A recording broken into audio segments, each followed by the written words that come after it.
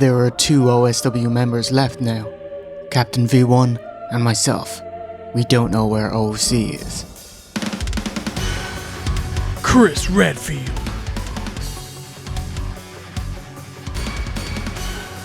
Lady Domitresk.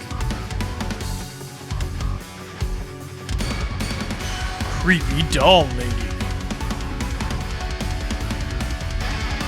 Swamp Fishy. Steampunk Magneto. And most of Ethan's hand. Resident Evil 8. Village! So it's going to be gravy. It's going to be great. I can feel it. How long can we talk about a DLC that's 2 hours long? Find out! Hello and welcome to OSW Review, the old school wrestling video podcast. No, it is not Deja Vu. Our original video was age restricted and then removed from YouTube because apparently an M-rated 17 plus bloody, gory horror video game was made for kids. It was not, nor is this YouTube. That sucks, but the good news is we can now include the DLC Shadows of Rose. Yay!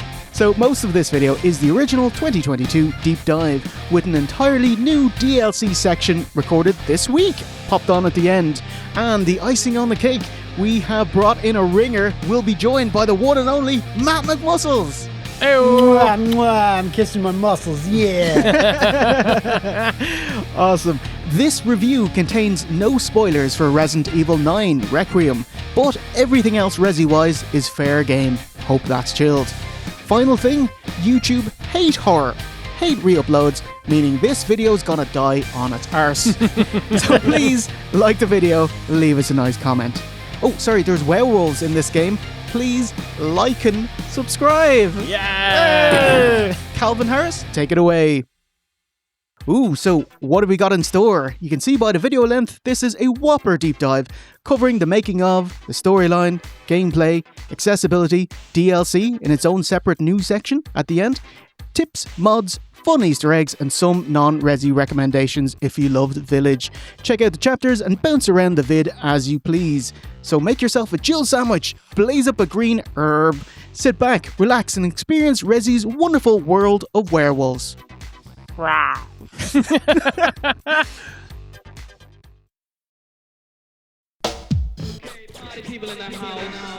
Resident Evil 8 Village, the 4th Resident Evil game released in a little over 4 years. Resi 7 in Jan 2017, Resi 2 Remake in 2019, and Resi 3 Remake in 2020. And so now, Resident Evil 8 in May 2021. Insane plethora of Resident Evil content. Director Morimasa Sato was asked to start prepping for it around half a year before Resi 7 would release. So the dev team didn't know if Resi 7's new first-person direction would be a success. From the get-go, Sato said for Resi 8, we're bringing the essence of Resident Evil 4, its balance of combat, exploration and puzzle solving, while Resident Evil 7 functions as the base for the game. And that it is! Resi 4's action-oriented gunplay with a village as a hub that you visit several times and a new part opens up. Much like Resi 4's village hub where you revisit a few times, Tetris-style suitcase inventory just like Resi 4's suitcase inventory, storage of treasure separately just like Resi 4, such as those flashing crystal fragments that you can shoot and sell to the merchants. And a charismatic merchant! A portly gentleman, the Duke, rather than an Aussie bandit. Even the storyline setup is similar. Ooh, say it with me, Steve. You play as White Dude Leon, trek to a snowy European village on a mission to rescue a kidnapped daughter, which leads you into an opulent castle. After dispatching a tall tyrant-sized figure, you find out there's a higher power, Lord Sadler, gets swerved by someone you thought you were friends with, and hilarity prevails. Smashed. That was brilliant, Steve. We even at the same tone. By the way, I just want to point this out. We did not practice this. That was first go. One take, Jay. Oh my God. Fucking smashed it. To be fair, you know, Resi 8, very easy sell. It was like, do you want to play Resi 4? Yeah. You want to play Resi 4 on next gen in first person in the same engine as Resi 7? Yeah. Yes. Yes, I do. It's got werewolves and a tall vampire lady. I said yes! You've dirtied my dress! Just before we start, quality of life upgrades, because you get smashed in the face with it as soon as you start playing. Steve, the field of vision, the FOV, crazy low, because I can't really play first person games in general because I get really crazy motion sickness. So when I was playing Resi 7, I could play for about 2 hours and then I'll have to go and lie down and hold my stomach for a bit. And in this one, it's even worse. Oh god. The FOV is even lower. It's about 80%.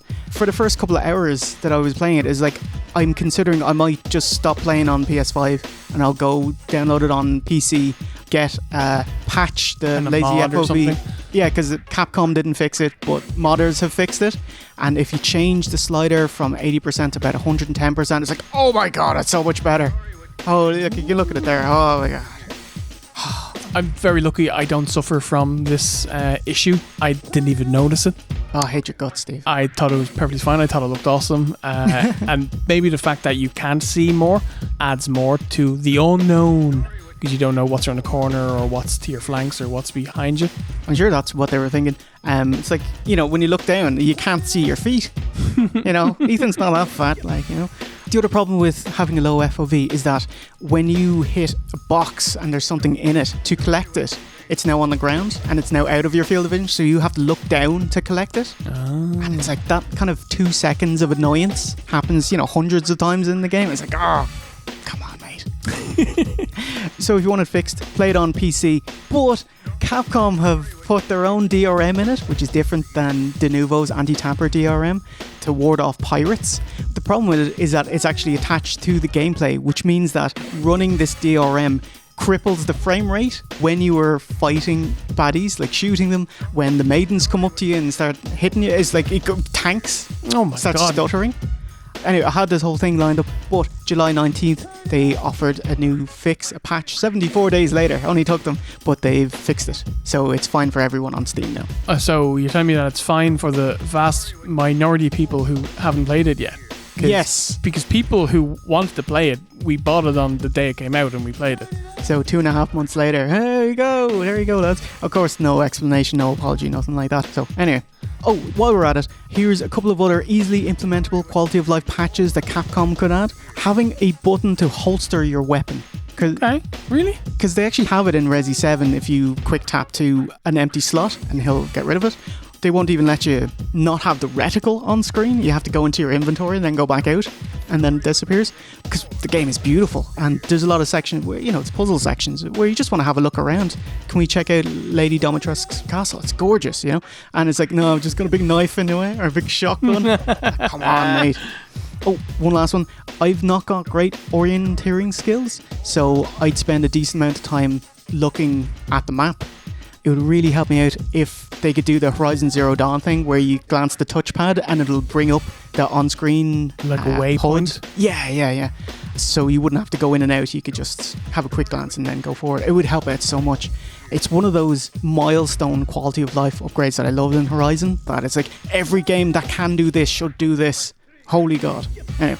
By the way, video game footage for this review is from the PC version with the motion and camera slider down to the slowest to mitigate anyone who gets motion sickness easily, just like me. Flashbacks when you played Mirror's Edge. It was instantaneous. You only lasted minutes. And of course, this FOV motion sickness problem was rendered moot by the third-person mode that comes with the DLC. By the way, all third-person footage in this video is via a mod from the base game, which gives you complete control of the camera. So if you see some crazy angles or weird stuff like Ethan without a head, that's what's going on. We'll talk more about it in the second half of the video. Last thing, the visuals in this deep dive are the result of dozens of people's talent. Links to all the modders, artists, editors, and everyone who helped bring this video to life. Links in the description box. Ta-da! Okay, I just had to get all of that out of the way because there's so much to enjoy in Resident Evil 8, and it's coming up right now.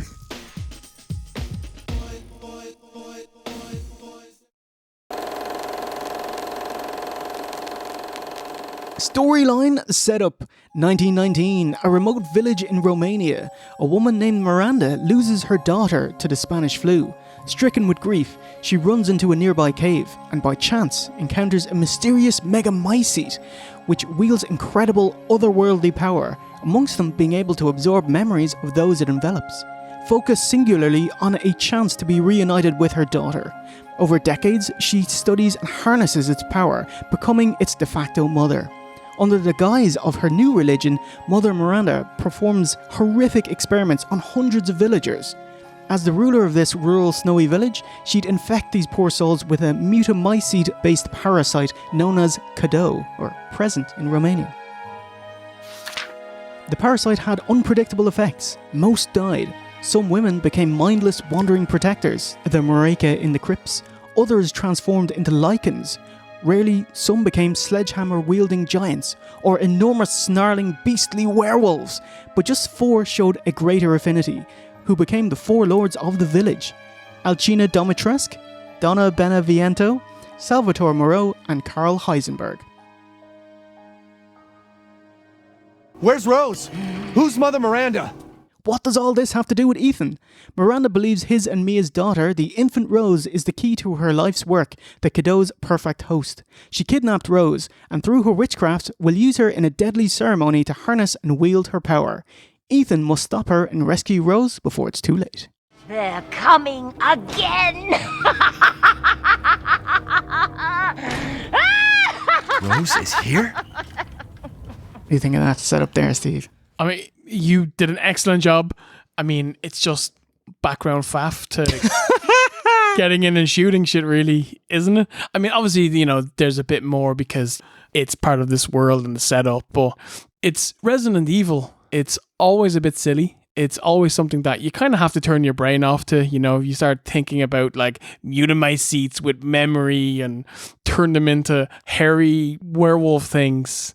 It's fine. But I was totally down with it. I was just like, yeah, this is cool, but let me just get in and fucking shoot everything. What did you think of the plot? I was down with it. I thought it was cool. It was crazy seeing werewolves because we're 8 main entries in and 25 years into Resident Evil, and it's the first time werewolves come in, which is crazy. I did check it up. It appeared once before in the Wildstorm comics of Resident Evil 2, where, so it's not obviously not canon, but Jill, this is previous to Resi 1, she's on a high school campus because she wants to find out why something is terrorizing Raccoon City College. What's going on? And she gets jumped by a werewolf and she blams him. So, oh, wow. Okay. A deep dive, Jay. There you go, sir. You didn't need to know it, but there you go. You can't unlearn it now. Long ago, a young girl went with her mother to pick berries for her father, who was hard at work. Kick off with a very non-Resident Evil Tim Burton-y, Corpse Bride-y type storybook intro, a cautionary children's tale about our village of shadows. What did you think? I thought it looked awesome. I loved how it was so different and that we didn't get that kind of Resident Evil B-movie cheesy acting. This was really well done. Looked awesome. Looked cool. Yeah, fucking loved it. It's very not Resident Evil, isn't it? Very not Resident Evil. Well, yeah, gorgeous. It indirectly alludes to the game's antagonists. The Bat, who lets her drink blood, so a vampire, Lady D. A Fish King, a giant swimmy monster, Moreau. A mechanical horse, Heisenberg.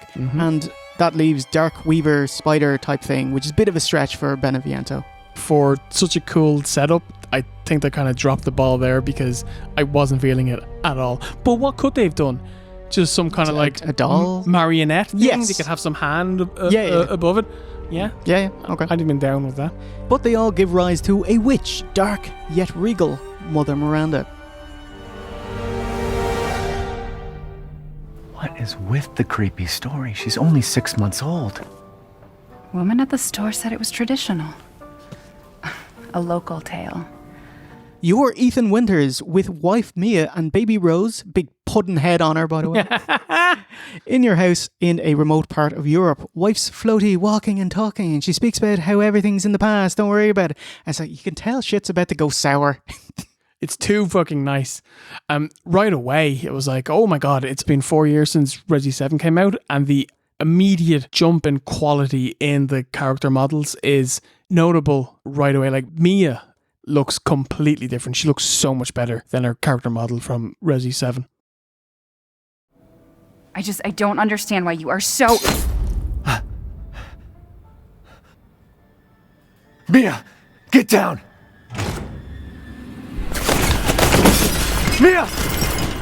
Shit's gonna go sour, and it does. Mia gets riddled with bullets, and it's Chris Redfield leading the charge. He refuses to explain, and the game wants you to believe he's the big heel, but come on. Yeah, come on.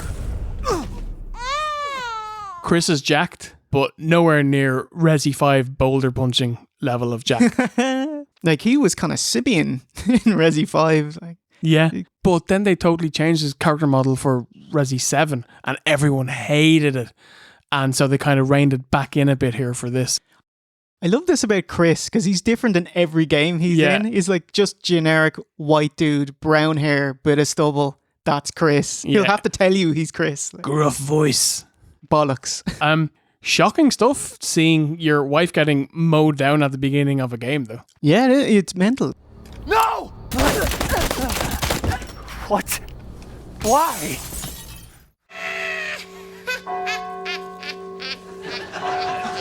Tell me, old crone, is this Putney? That'd be.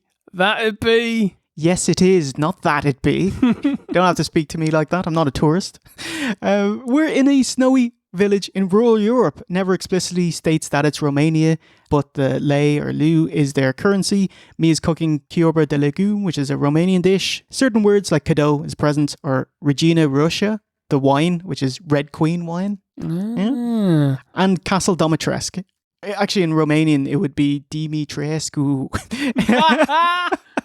As in Il Dimitrescu for Steaua Bucharest and Spurs for 94-95 season. Castle Domitrescu is modelled on Pele's castle in Transylvania. Cheers to Smooth Skin Operator. He compiled some comparison photos that you're watching right now. Have a look. Nice job, mate. That's the summer residence of Prince Charles I. And someone else, I can't remember your one's name, but she was there too. Your one. Princess. Bit on the side. Like. Yeah. Who are you? Who sent you? Nobody. We meet our first terrified villager and our first taste of this game's zombies. Werewolves called Lycans.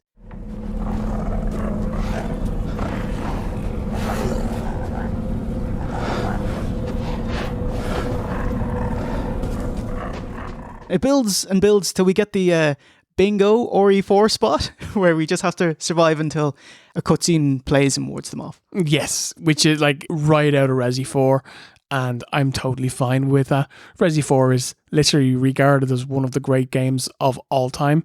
So if you want to take from that, that just means you're taking from a great game. So yeah.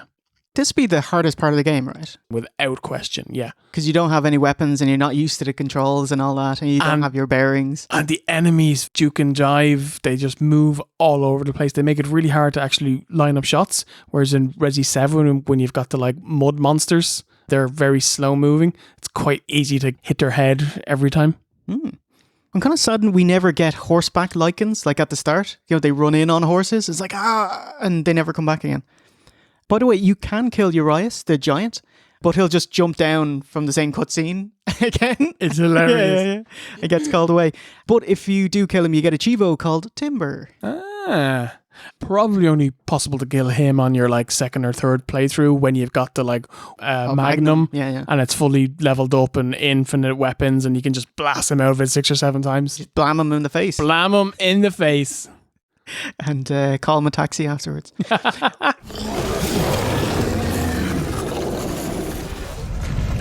You must be pretty tough, huh? Who the fuck are you? Oh, you're not local. Even better. You make it into Domitrescu's gaff and get captured by floaty clock cowboy Heisenberg. And you awaken to a big scene showcasing all the different bosses. This is their version of the Manson dinner scene in Resi 7. Yes, which is just as cheesy, just as silly, Just as awesome. And just as awesome, yeah, totally. Before we do that, Jay, we have Ethan hand injury number 1. Left hand, 2 fingers bitten off by the first lichen that he comes across. Oh my God. The first of many. It became a bit of a meme going forth. Justifiably so. And he kind of shakes it off, doesn't he? He's like, God, and all right, let's get to it. Yeah, he just wraps it up a bit and he's grand. Heisenberg, the man's fate is in your hands. Mother Miranda, I must protest. This trial scene, I love how they all have vastly different gimmicks, all very strong characters. You got Big Fancy Lady, Puppet, Floaty Gear Cowboy, Hunched Cretin, and the main baddie with big crow wings. All top stuff, and just your mind starts firing up how all these boss battles are going to play out differently. This is actually great watching in third person. You can kind of get a modded camera and you can look at all the individual people, how they act throughout the scene. Okay. Actually, like my favorite is kind of Angie because she's a very cute doll and she goes and she runs to Donna's lap and sits on it. That's awesome. Yeah. So we're going to go through the 4 lords, then the big finish leading to the Mother Miranda showdown, and in the second half of the video, we'll go through all of the other aspects of the game, weapons, gameplay tips, and all that good stuff. Let's do it! Lycans and gentlemen, we thank you for waiting. And now let the games begin!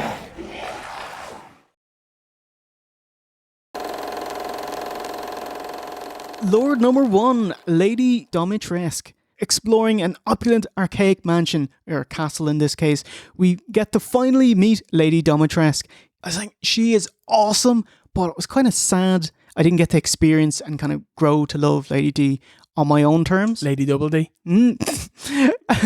Like when I saw her, I thought, oh look, here's that meme from the internet. Yes. On one hand, Capcom bring out this trailer, the fans see her, and they fall in love with her instantly. Capcom seeing $sign say, we've got to capitalize on this. We'll latch on to her, yeah. And so they literally built the build-up of this game based on her. But the fact is that she's only, 20% of the game? Yeah. And so you feel a bit shortchanged, that she's like kind of one and done. She's not like Mr. X or Nemesis. Yeah, and she's not chasing you for the entire game. But man, fucking great. Loved her. She is already an iconic character. And I'm 100% sure that they're going to find a way to bring her back. They'd be really silly if they didn't. I would consider her a franchise-defining character. Yeah. Like, if she was in Resi 1, she'd be like Wesker. I'll see you for the next 6. Do you know what I mean? Yeah. Totally. But who is she? The Countess Alcina Dimitrescu was born into... You strap yourself in, Stephen. The Countess Alcina Dimitrescu was born into the noble Dimitrescu family before World War I, inheriting the castle as well as a hereditary blood disease. She had a brief musical career in jazz as Miss D and played with a band called the Pal Boys, hence her flashy aristocrat appearance. She returned to her home after World War II, where it had been overtaken by Miranda's cult. Allowed to reside as nobility at her castle, at age 44, Alcina was lured by Miranda into a crypt beneath the village and infected with the Godot parasite to see if she was a suitable host. Although it halted her aging process and gained new abilities like regenerative powers, retractable claw-like nails, massive tits. She did grow taller with the Godot, that's why she's so tall. Transforming into a dragon-like monster, she developed porphyria and now needed a constant supply of blood, making her unfit as a host. And probably also making her a bit crazy. Her one experiment granted by Miranda was infecting 3 women with Godot, which produced fly-like organisms that consumed the flesh of the 3 bodies, but then merged together to mimic their human shapes and slowly adapted their likenesses. Alcina treated them like her own daughters, naming them Bella, Daniela, and Cassandra. For the next 70 years, the women of Dimitrescu terrorized the village folk, consuming their flesh and blood, using the maid's blood to make their signature wine, Sanguis Virginis, I think virgin's blood? Yeah. Maiden's blood, and turning them into husks of humans, as seen in the crypts and the bat-like creatures on the rooftops. Alcina is charged with protecting part of the new host, Rose's head, kept in a dusty yellow flask. It is there in Castle Dimitrescu that Lady D waits for Miranda's ritual.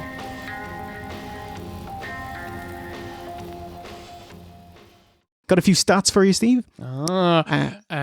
76, 32.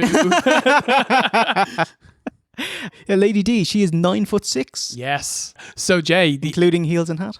The average door is 6'6". So she is nearly 50% taller than a door. That's craziness. And she's over a foot taller than Thanos. He's 8'3". Oh, wow. Okay. Shoe size 44 centimeters or 17.3 inches. And just her first name, Alcina, is probably reference to the character in George Friedrich Handel's opera of the same name. Alcina, she's a seductive sorceress, lures a knight in using her magic and vexing feminine charm. Oh. Bit of that. Oh, I don't know if this is interesting or not. Well, yeah, it is. It's fun. But her character, Capcom would say her inspirations were threefold. One of them is the Countess Elizabeth Bathory. Yes, you're one who used to bathe in the Virgin's Very blood. good, Stephen. Yeah. A Hungarian noblewoman, serial killer who owned land in Romania, luring women under the guise of teaching them etiquette or jobs as maids, seamstresses, that kind of thing. She tortured and killed hundreds of women from 1590 to 1610. 80 confirmed, but a servant girl threw out around 650 at her trial. Holy fuck. Horrendous stories of her vampiric tendencies, bathing in virgin girls' blood, came out after her death, so it was a bit wibbly if it actually happened. But how'd she end up? She was imprisoned, too rich and too important to be sentenced to death, and so was the kind of 1600s version of house arrest, so she had to stay home until she died at 54. Oh, she has to be home in her massive castle with her servants and her fresh food every day. She probably has like old bloke servants though, you know, who buttle her. Inspiration number 2 is Hachishaku-sama. In Japanese folklore is an 8-foot tall woman, long black hair, long white dress, and a floppy white hat that eats specifically 9 to 11-year-old children. Terrifying. But she has like a signature sound, like a terrifying sound, which is pop, pop, pop, pop, pop, pop, pop. Okay. As opposed to OSW, which is mo, mo, mo, mo, mo. And number 3, with a little sprinkling of Morticia, the matriarch of the Addams family. There's a bit of that in there too. Yes, yeah, I can totally see that. Did you know? A fresh belly lets out steam like a hot tea kettle. Domitresk is a stocky being, which is, I think, perfect use for her. But it's the 4th time in the last 4 Resi releases. Like Resi 7, Resi 2 Remake, Resi 3 Remake, and now Resi 8 with Jack, then Mr. X, then Nemesis, and then Lady D. It's like, I'm done with stalking. I would argue that she's the least frightening out of the 4. Like, she's really cool. I can see that if they bring her back, they could like turn her face because the people obviously love this character. But I was definitely not frightened of her playing it, whereas Jack was terrifying. Mr. X is the worst. Hearing him walk around is utterly terrifying. And Nemesis is a bit like action-y, you know, he comes in with rockets and flamethrowers, so the actual horror is gone, and you know, it's more of like roller coaster thrill ride, you know. Domitresk, she's just wildly charismatic, so it's hard to be scared because like you mark out whenever she gives you quips and taunts and stuff like that. And you try run into her butt. yeah, you know, that I was going to say, and then plus there's the memes of like her being hot and you kind of want her to catch you, you know? And then she stab you and like, yeah, harder, mom. That kind of stuff. Faster. Although I will say, the daughters didn't get much love, but I thought they were well hot. Yes, very much so. There's something very attractive about these hot bug daughters. They're enjoying trying to kill you. They spend most of their time laughing. They're just, and it was just, I was hoping Ethan would get in on it as well. He'd just start laughing. Like, oh, I got a cramp. I can't run so fast anymore.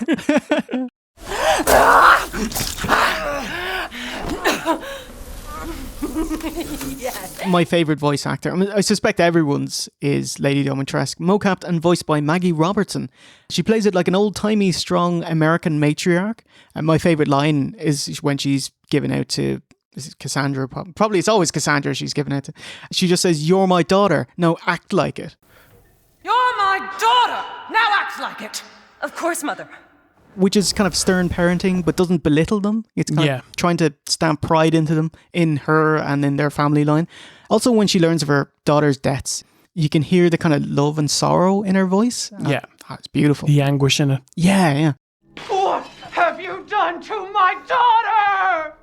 So we have hand injury number 4. So first one, Wolf chops off fingers on left hand. 2 and 3 is pulling his hands through the hooks when the daughters catch him. And number 4 string him up is when Lady Dimitrescu is chasing him and he goes to open the cage handle and she whips her fingernails through his arm and his whole arm comes loose while the hand is still holding on to the lever. I love that there's a pause where you're just kind of seeing your hand slide off your arm and he's like, ah, shit. It's great comic timing. It's great.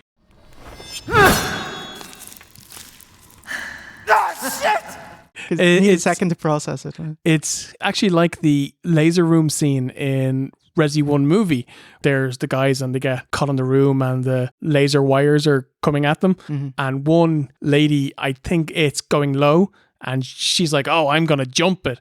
And then she jumps and then the laser goes whoop, and it goes up. That was bullshit. That's video game bullshit right there. It's great. And then it catches her across the neck and then the camera pans to her and you see her for like a few seconds and then her like head slowly falls forward. I love that. Mother, I bring you fresh prey. You are so kind to me, daughters. When the daughters bring you to her, you don't see it, but in third person, if you're looking at Lady Dimitrescu, she actually smiles. Oh. You know? And then she comes over and then she tastes your blood. And I love when she licks it, she's like, it's like she's tasting wine or something like that. And then she's like, he's gone a bit stale, gone a bit moldy. yeah, like obviously, you know, like with the end of the game, that kind of makes sense. The fact that she tasted blood and she's like, I don't really like this. Starting to turn, yeah. Yeah. Mm. Oh, giant spoilers in this video. It's to play the game and then watch this. Or watch this and then like watch a load of other things so you forget what happened and then play the game. And then Ethan just gets his medicinal bottle and then worries it back on his hand. It's hilarious. And it's grand. And he's gained the power to like sew his jacket sleeve as well. I was actually thinking that. I was like, surely his jacket sleeve would have fallen forward and back, you know? Yeah. Rose, where are you?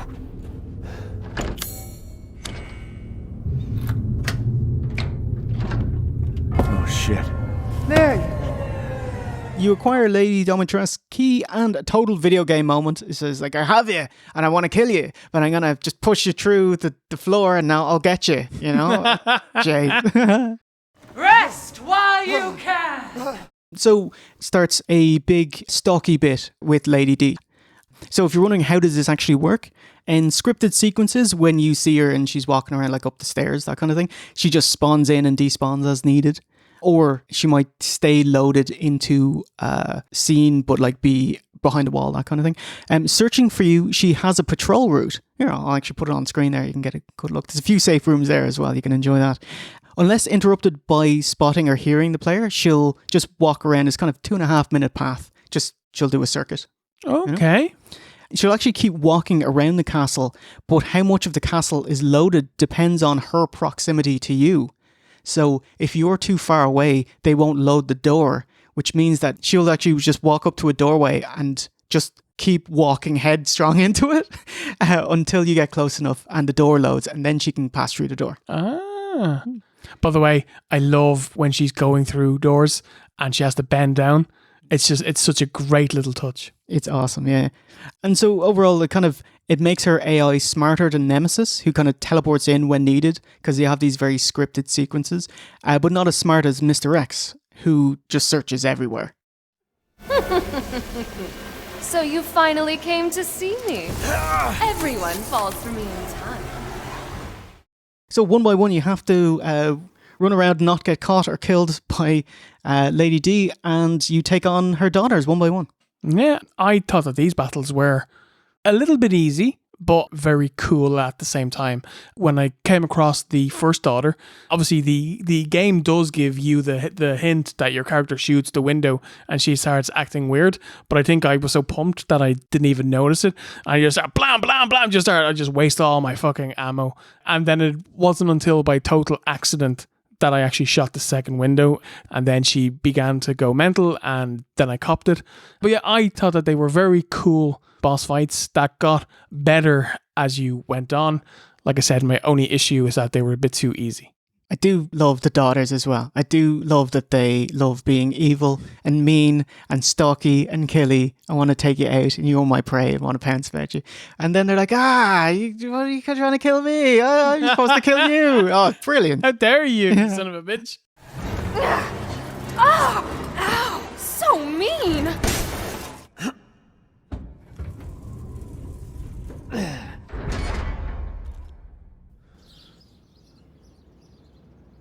How can this not be a trap? You've ruined everything! Then, hey, Lady D boss fight. Holy shit. Very cool looking. You're on top of the bell tower and she turns into this giant dragon monster with the female form on top, which, by the way, we've seen in a lot of games over the years. Oh, yeah? In Code Veronica, there's a boss with Alexia. Mm-hmm, yes. And she's like a monster with the female form on top. There's like a female tripod in Dead Space 2. And probably the best known one would be the Quelaag from Dark Souls. Ah. She's slightly less horrible looking, like she's actually a pretty lady on some like spider base, you know? Mm-hmm. Awesome. Love it. A great spectacle. And I really, really dug this boss fight.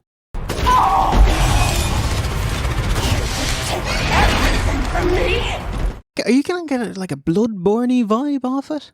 I think there's a general Bloodborne vibe off the setting and the general look of the game. The kind of gothic architecture and definitely, that kind of thing. Yeah. European. Yeah. Oh, and your prize is a dirty yellow flask. Looks like I'm getting out of this place. Yep, thumbs up. I do want to say that I think that the castle section was the most old Resi feeling area. Oh, big bang of classic Resi. Yeah. Totally, isn't Going it? around the opulent mansion and that. Yeah, you know, when you're in this big, massive area, all the doors are locked, and so you've got a set way to go until you get like crests and keys and solve puzzles and pianos. And then it slowly opens and you can do more and more. Yeah, it was a really awesome section. I think my favorite section in this castle area was the bit when you're underground and you're going through her wine section, which is obviously just barrels of blood. Some of the barrels have like leaked. And so there's a couple of feet of blood covering the floor and you've got the kind of husks just coming out of nowhere. It looked beautiful because everything was bathed in this like red light. Very, very frightening. Lots of kind of tight corners and alleyways where you can't kind of, dodge. So yeah, I thought that section was awesome. Yeah, you feel really bad for those zombies that come out of the ground as well. They're just victims. Yeah, they are victims and they're sad and they don't have much mental faculty, so they're just attacking what's around. And it's like, I think the whole game is like mostly a bunch of victims as well that you have to mow down, that are turned evil. I suppose that's a kind of an overlying theme because you see it in Resi 7 as well, that the Baker family aren't evil. Yeah. Naturally, Man, I was just playing the DLC Daughters for Resi 7 there yesterday and I was like, it's the night of Evie, her tankard crashes, and Jack, the normal family, you get to spend time with them and Zoe, and he brings them in and you get to see their initial infection. It's only like 20 minutes long or somewhere, 15 minutes. But it was like, they're a lovely family. They're not evil hicks at all. They're just hicks. I didn't intend for that to be an insult.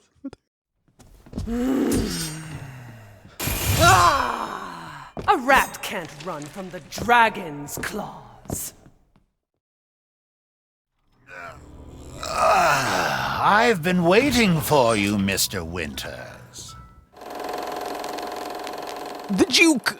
You take the flask to the Duke and he drops a bomb on you because you're looking for your daughter. That is your daughter. Well, part of her. But there's a light at the end of the tunnel. Retrieve the 4 parts of her and you might just get her back. The other 3 lords have the other 3 flasks. Let's just talk about Duke. What do you think? Awesome. Love him. He's so great. He's gross. but that's what makes him great. I like him more than the merchant in Resi 4. And he even talks about him. He was like, I have this friend who'd like to ask, what are you buying or something? Yeah. What are you buying? Just something an old friend of mine used to say.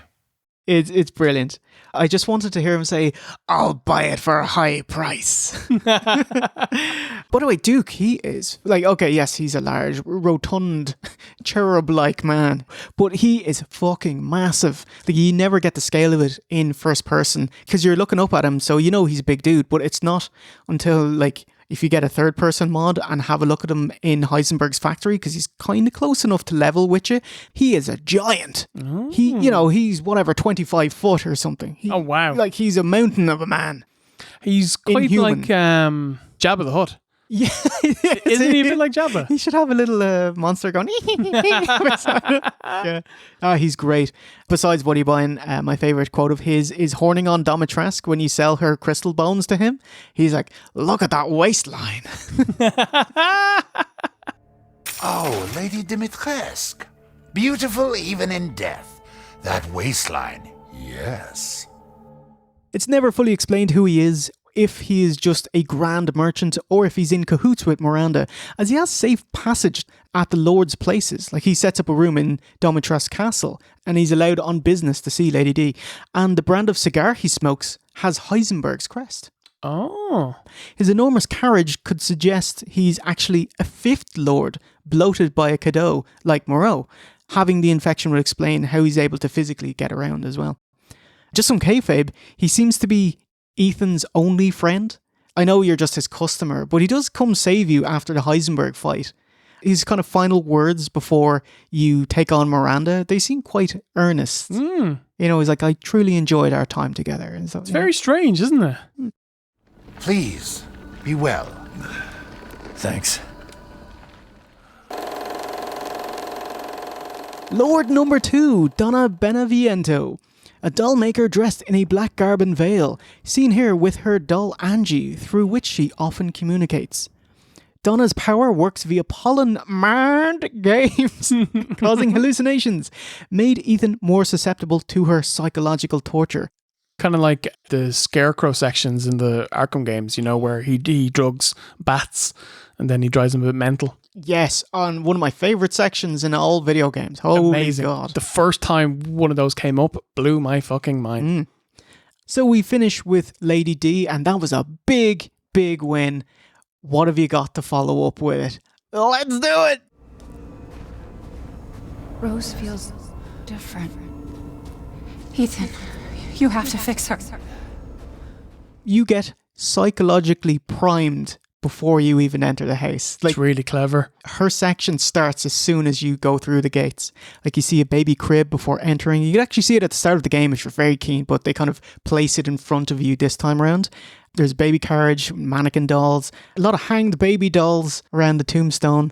It's kind of a Silent Hill kind of mist that clouds over, so you kind of lose sight of the village as well. There's a whole mourning a dead baby motif, complete with hallucinations of Mia and the baby. When you arrive at the house by the waterfall, it's practically the only time that you can't see the village. She has isolated you. Ah. And this is storytelling only video games can do. To enter the house, you must give up your memories.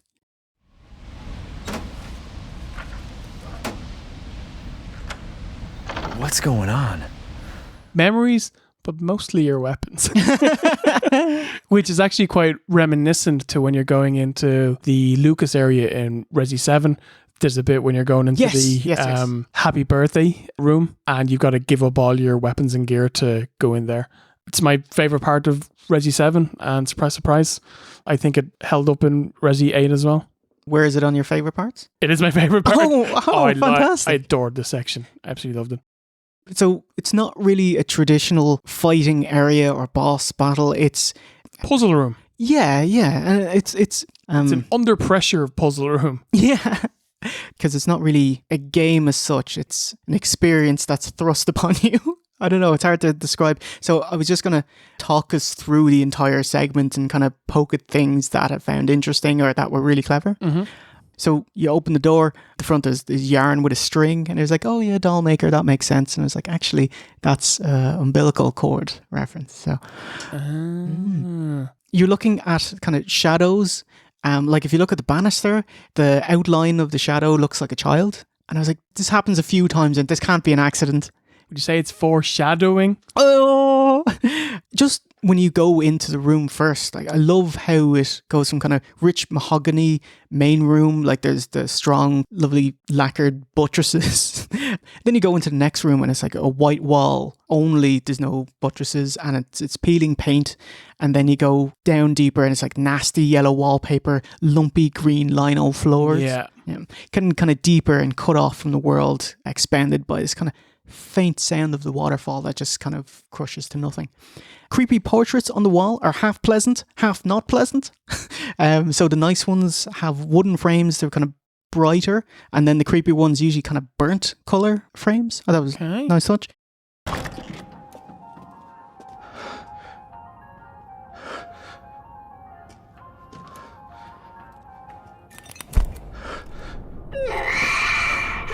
I've been waiting for so long. I'd make a much better daughter than Rose. Please, won't you stay with me forever? What? Wait, where's my gun?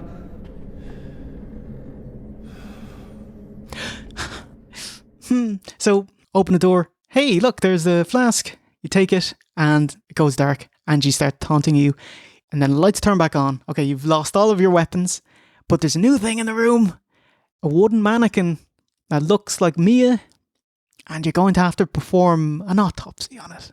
Fucking phenomenal. And it's like, this is just a basic puzzle, but the way here's the presentation of it is incredible. Holy God. Like they're making fun of Ethan. They're teasing him to break him so that he doesn't get his daughter back. And when he's doing this, Mia comes over the radio because she's talking about the baby's kicking. So it's like when she's pregnant with Rose. They don't go into specifics with it, but she's like, oh shit. I can't tell Ethan anything but this. This is the most horrible thing. Ethan can't find out. And it's like, just get a kind of like abortion miscarriage vibe off this. Totally. And she's kind of trying to comfort herself, saying like, it's going to be okay. It's going to be okay. It's going to be like, Oh God, no. I can't do anything but this. This is just building tension and dread throughout. It's just complete all impending doom atmosphere. It's phenomenal stuff. I do like that they give you a typewriter in that room. You can save whenever you like. Yeah. It's the type of section where you do it once and it blows your mind, but if you died and you had to do it again, I would imagine it would be like pulling teeth. So you go into the next room and like, oh, hey, there's a closet. I'll just open that. Hey, it's pretty tall, isn't it? It actually doesn't have shelves. I can actually go in. And you turn around and then there's a prompt that comes up. Press X to hide. I knew we were in for shit then. I was getting flashbacks to the times I played Outlast and Alien Isolation, which is quite possibly the most terrifying horror game I've ever played, when you can hide in presses and lockers. Yeah, scary time. I love that. So, your brain just goes into overdrive in a panic trying to think of what they're going to throw at you. Yeah, I mean, I can tell you what I was thinking. Go on. It's either the doll is going to be after you, or the mannequin is going to come to life and she's going to be like, give me a kiss, Ethan. It's a bit of a war in there. Yeah. But we got something quite different. Yeah, a bit of a red herring with the dolls. Like, I know you get a little bit at the end, but it's nothing with dolls, you know? I didn't want to destroy this family. Mia, what are you talking about? I love you both so much.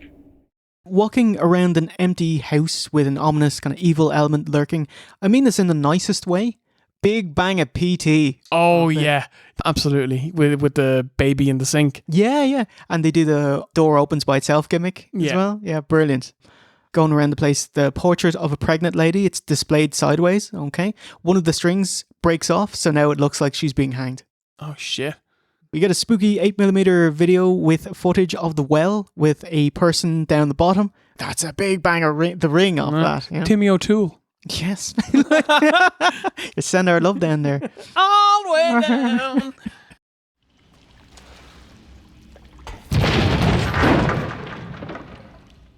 We do go down there. When we go back up, huge wood break noise, crying baby. The crib has been forcefully ripped in half, burnt and splintered. The cut looks like it's a violent rip, like as if a shark would bite it. Do you know?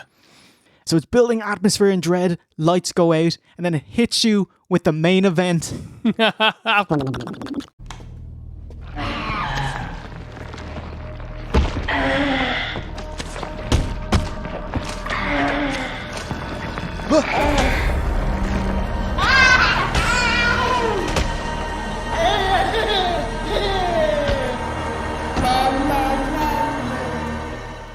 just don't see it coming. I had no clue that this is what they were building towards, and it was fucking terrifying.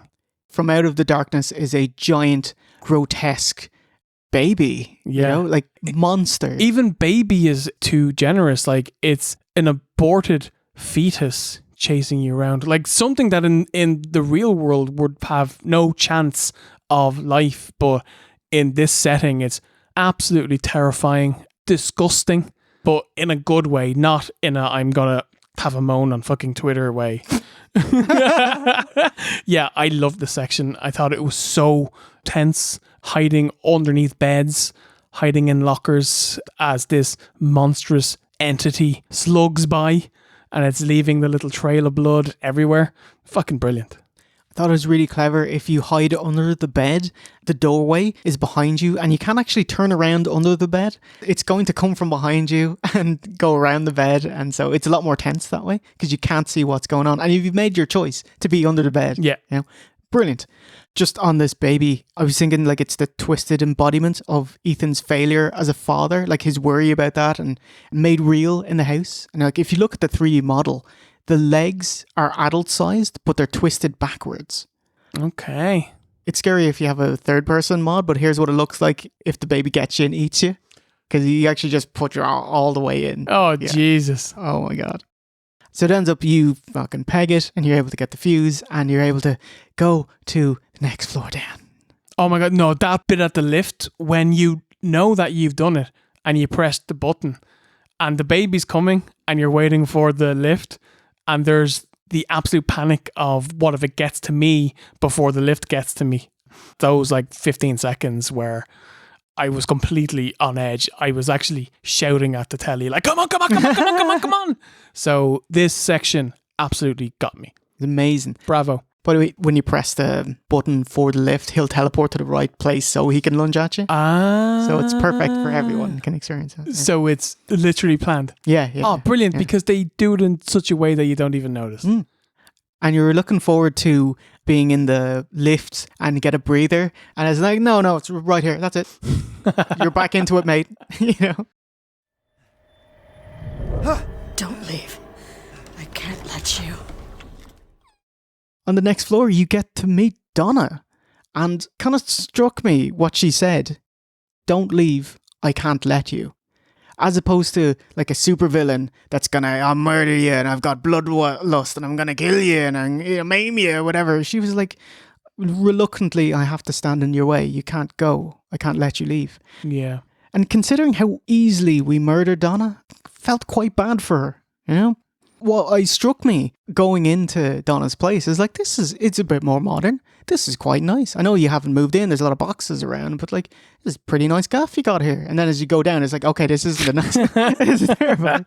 But there's lots of books and dolls and stuff. And she has got a disfiguring scar that the Cadeau has actually made more grotesque in her eye. But anyway, if you have a look, pause the game, you can actually have a mod where you can see what she looks like without the veil. And it's like, oh, she's very pretty. Okay. She has really nice eyes and that. So the boss battle is a game of hide and seek. Stab Angie the doll, and the reveal is that you stab Donna in the face to death.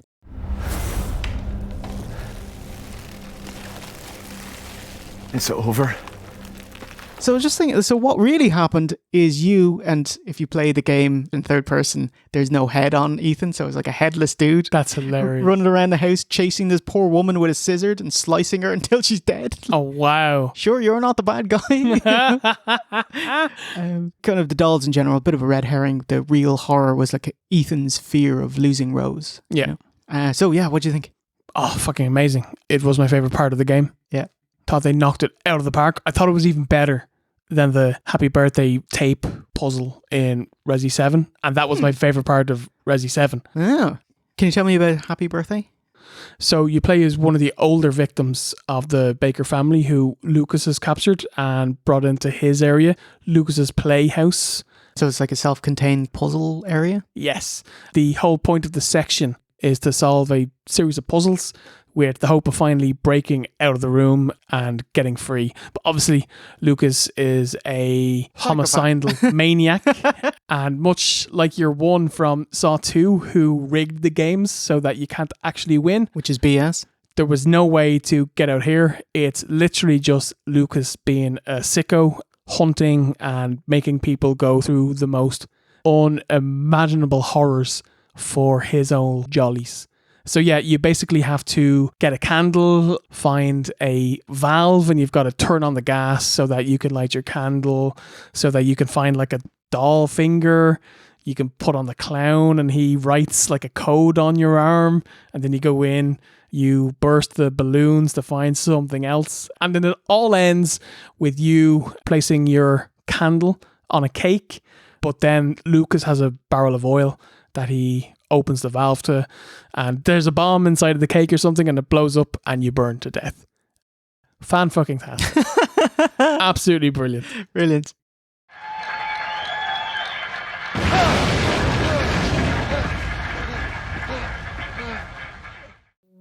So who was Donna Beneviento? Her story is a lifetime of sorrow. As a child, her parents perished by their own hands. Two other family members, Bernadette and 9-year-old Claudia, passed. Due to her mental issues and anxieties, she isolated herself and preferred to talk to others through Angie, a doll made by her now deceased father. She lived a solitary life and focused on her doll making. Miranda implanted her with the Cadeau, which didn't change her physical appearance or cognitive development, but gained an ability to secrete a psychoactive chemical which causes violent hallucinations in people. Miranda adopted her as her daughter and one of the lords of the village, which was a ray of sunlight in her troubled life. Donna divided her Cadeau across multiple dolls to spread her area of influence, but it's also weakened herself. Prior to Ethan's arrival, she lived in isolation up in the mountains, away from the village, beside the waterfall, working on her dolls, awaiting the ceremony at House Beneviento. Miranda sent you to slow me down? You're pathetic.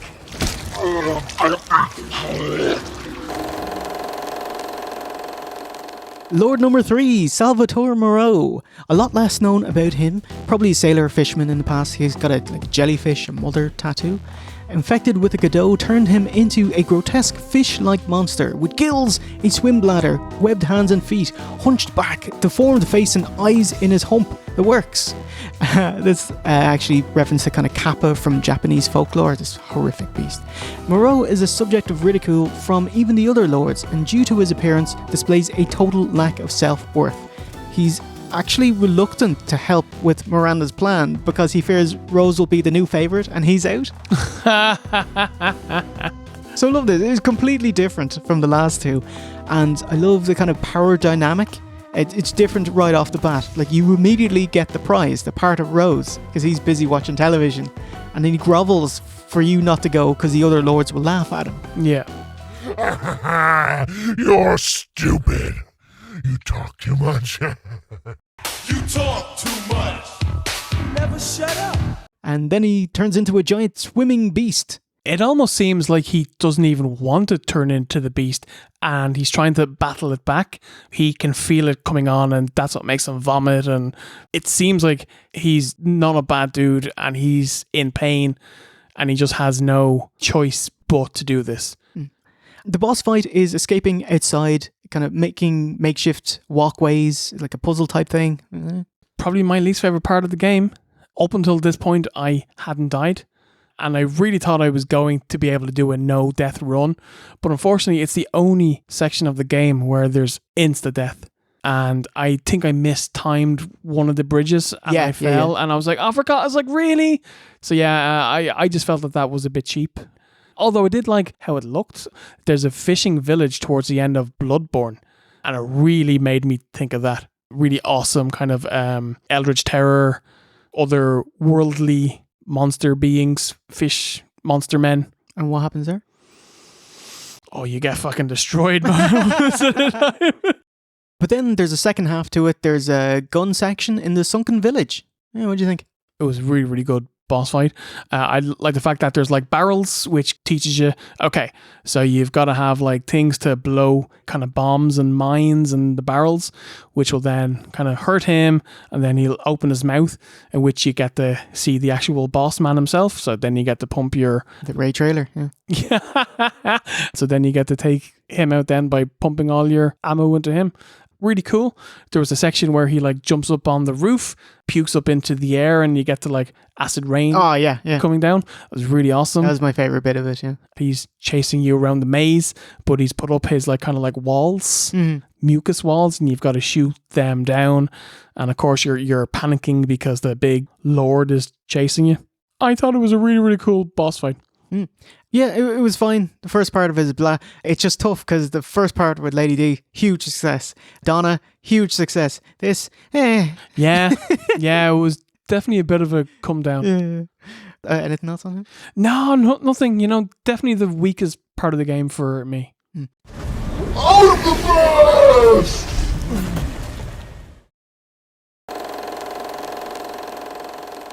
One last lord, but to get there you'll have to trek through the Lycan stronghold. So as you make progress through the game, you'll pick up more powerful weapons, get stronger, so obviously things get less scary because you're more ready. So it's natural to have the game turn more action oriented. But I'd like something more clever than just like horde mode, waves of enemies coming at you, and a door that takes ages to open so you have to face them. Yeah, but I do like the sound of when you missed someone. MIST, like when you shotgun them and their head explodes, it's like, yeah, it's a great feeling. That's awesome.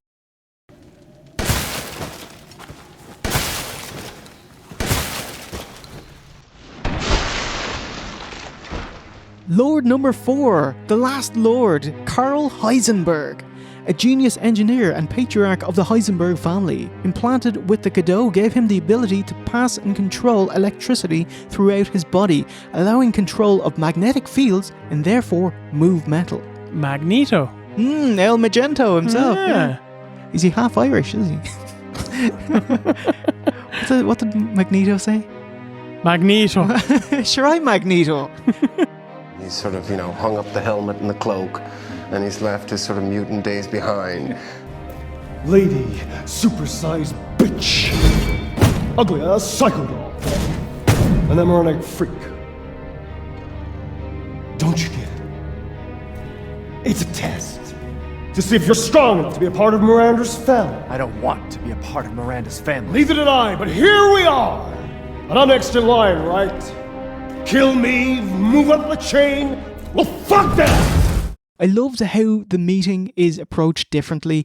Karl invites you into his compound, opens the gates, there's no enemies to greet you, and take a seat, and I'm going to offer you a deal here. I really like this part. He doesn't like being someone's bitch. He's in his factory, beavering away, he's building his own army so that he can take over. Like, he basically wants to have a coup and become the new boss of the village. So you actually have a shared goal. He wants to kill Miranda. Yeah. That's all he wants. He's single-minded here. And he was like, okay, so how about we use Rose and we'll team up together and we'll kill Miranda. What do you think? My daughter is not a weapon. Fuck you! Well, obviously Ethan says no, but I think the problem here with Karl's pitch is that he said we'll use Rose, as in she's nothing, she's just a weapon. She's a pawn, she's something to be used to greater end. To further your own gains. Yeah. Like Ethan is only there for Rose. This is his main reason. So I reckon if he pitched this better, Ethan would have said yeah. I would agree. I probably would have said yeah if he had a better pitch, yeah. He could have lied it a bit, embellished it, saying, let's resurrect Rose, we'll take on Miranda, and then he'd probably end up trying to kill Rose or take her powers for him anyway. Of course he would. But I was just thinking, Resi 7, they give you the pretty hollow choice whether to save Mia or save Zoe. Okay, you save Mia, okay, that's the right choice. Save Zoe, and you should have saved Mia, shouldn't you? Totally. But I can't fathom someone playing through that game and not choosing Mia. Like, if it's your first time playing it, I can't imagine someone choosing Zoe. Because there's the whole reason for being is to get your dead wife. Yeah. In this one, I kind of wish you got to choose if you can join Heisenberg and accept his offer. That actually would have been really cool. Like, obviously, if you can have it as a totally hollow choice that means nothing and it's fine. But yeah, I think you're right. It would have added something, and then it's a reason to go back and play it again, Your funeral.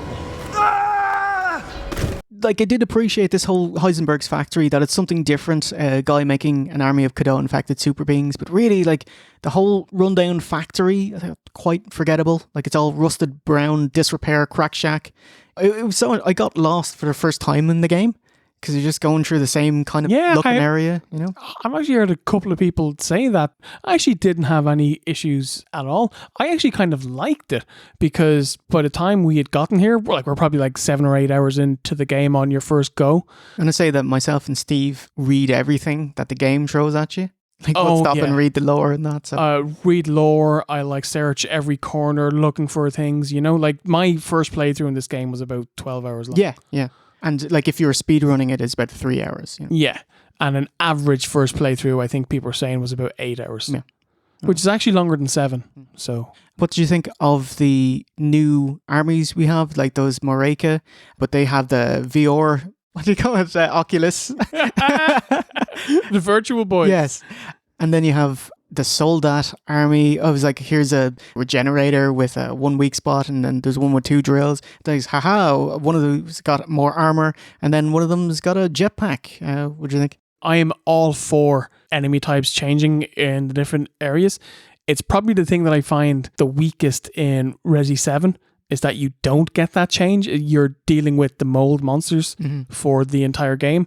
Whereas in the first section in this game, you've got the husks. Second section doesn't have the enemies because that's the dream sequence with the dolls. Then in Moreau section, you're kind of dealing with the lichens and you're dealing with the werewolves in their section. So here, it's totally different.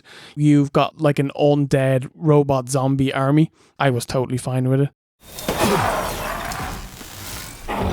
I found this section to be a slog because they just throw waves of enemies at you and they're just in your way and you have to deal with them because there's a door that takes too long to open. It was like, you're stopping my progress. So I was like, me. But I did like 2 things. The Duke, they have him in like the most high trafficked area in the lift because you'll be you're going up and down. Yeah, so it's great having him there. That was very clever. And you go into a room and there's 5 those Soldat zombies in the room, like they're kind of dead or they're kind of on standby. So like, there's stuff in the corner of the room. Which one of you is going to come to life and get me? And the answer is secret number 6 from behind the wall. Yeah. That was good.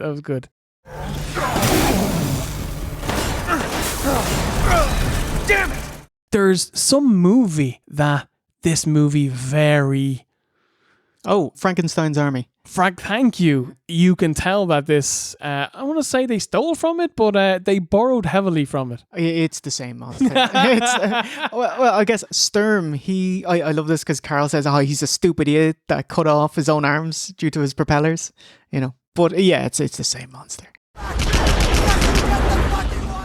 What do you think of Sturm? Did you care for him? I thought he looked amazing. It was another chasey enemy, so I wasn't that big on the gimmick of it. The boss fight was really difficult. I actually had a tough time doing it. Yeah, he only kind of shows his back to you for a few seconds. Yeah, and I just had like a tough time with the timing of the charges and getting out of the way. So he just hit me every time. I mean, like, I was doing so well at the game because the game is quite easy. I had so much ammo and so much health that I was fine. But I reckon if you're playing it on a higher difficulty, I reckon it could be an incredibly difficult boss fight. Thresh Tomo, after a while, you put him down and your reward is meeting Chris. Yeah, holy shitballs. I told you to leave it alone, Ethan. And he's like, hey, actually, I wasn't being a heel at all. I didn't have 4 seconds to tell you that that wasn't Mia and we're taking her away. Yeah, but you wouldn't have a game if he told you that. There you know go. what I mean? Yeah. Big dirty contrivance there. But he says, hey, mate, I've got this kind of personal tank, I guess. Do you want to have a go on that? And I'll get onto that and I'll meet you up top. By the way, it's not made from metal, so Heisenberg won't be able to do it. It's made from some like polyallomer alloy. A mimetic polyalloy. Yeah. Dun, dun, dun.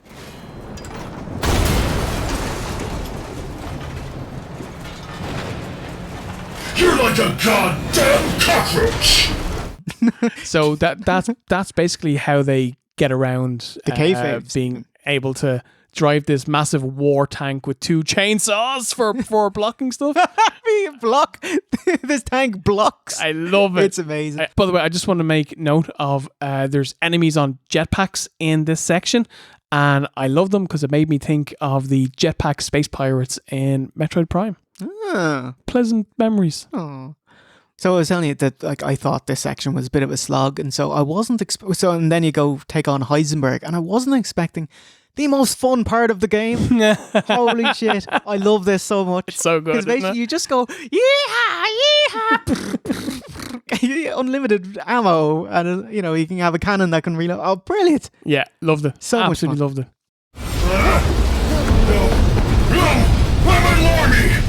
A great boss fight, looks spectacular. Like in terms of tactics and, how to actually beat him and learning off timing and everything.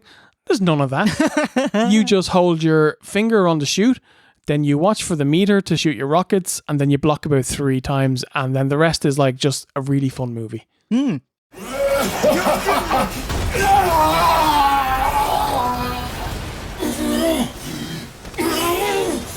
This can't be the end for me! I must kill her! It reminds me of the Sadler fight at the end of Resi 4, because he turns into a big kind of spider thing and you hit the elbows because of him, Oh, obviously the most fun bit in it is he asks you, oh, where'd you get that? And you say, oh, I got it for Chris. And his response is, Chris, that boulder punching asshole? Oh, that's right. Yeah.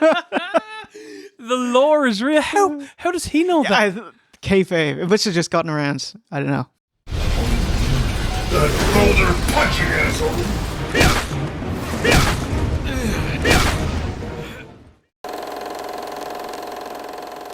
Okay, if you're watching this and you haven't played it yet, please skip to the time on the screen to avoid huge spoilers.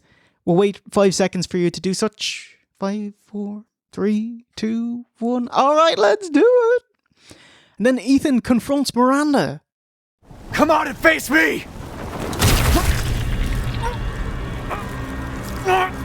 Don't worry, Ethan. Your death will come quick. You will join the Megamycetes records. Holy fuck! Ethan gets KO'd. Hello, baby. Did you miss me? He's dead! So we find out at the beginning of Resident Evil 7, it's just after we fight Mia for the first time up in the attic when Jack bursts in through the door, stomps on Ethan's head. That kills him. And we've been dead for the 4 years since that game, and we're a giant mutamycete. We're a giant mold. Yeah. Yeah, we're mold man. That's mental, isn't it? What a great twist. Yeah. As well. It's very, very cool. It also explains, because Evie in your fever dream here goes, did you ever wonder why you could withstand such crazy amounts of punishment? And I was like, that's clever, but don't bring up how contrived Resident Evil is. I just shot a crow and it dropped 800 quid. You were always dead. The last time I was able to contact Ethan, I heard Miranda's voice. She murdered him. And she is not gonna get away with it. Cut to Chris's campaign. When he's not busy riding pandas, you know him in Resi 6, he's gone the pandas. Oh, yeah. He's commanding a rogue offshoot of the BSAA, the Hound Wolf Squad. Terminate Miranda and rescue Rose. That's the mission. And failure's not an option. Let's have some fun, people. Like old times. Move out. Roger. Okay. Hey, hop to it. As there's no map, enemies drop no loot, but rather after each mini section, there's supplies left by your army mates. You're trying to reach and kill Miranda, and lots of lichens stand in your way. It's very much not Resident Evil. It's more like COD or Battlefield or something like that. You're pretty much on rails. Like, you're not on rails, but you're very much funneled down a set path. You just get to blow up everything. His machine gun is fucking awesome, though. Holy fuck, it's so powerful. You get to blow up heads at an alarming rate, and I did have fun with that. Yeah, I enjoyed it a lot. Just Chris spends thousands on these really fancy night vision goggles, but he can't buy a rifle with a decent reload. Takes like 12 years. I mean, look, come on. There's fucking legions of them coming at me, mate. Come on. I found the horde mode quite stressful, as at the end they're throwing waves of these toothy pricks at you, and you have to mark this big wall and you have to wait for 10 seconds for it to load and they can smash it. Yeah. And if you don't do it within a minute, because there's loads of them and I've used up all my grenades and stuff like that, your squad member is like, oh, is the locator broken? And I was like, oh, mate. That actually happened to me as well. Yeah. Is the target locator working? Surely we don't have to mark it after the first time. Just shoot the same place, you twat. You dickhead. Did you like the section after this where we get the info dump? Oh, the room of exposition. Yeah, which is exact same at when you go into the mines in Resi 7, there's a room that just gives you all the plot and it links it to other games as like, we get this room. I love it. Yeah, it's like lots of fun documents and photos to rifle through, giving us some Resident Evil revelations. Yeah! Just like Resi 7, where the first kind of 3/4 of the game is story building this kind of isolated world, and then the final quarter is tying it into the main franchise. Lots of people find that kind of cheap, but I like it because you get to have your separate game, and then you get to have your moment at the end where it's like, aha, yay! I don't see it as cheap at all. No, I love it. I actually see it as building a bigger world for the next game. So Steve, how does this fit into the overall Resident Evil lore?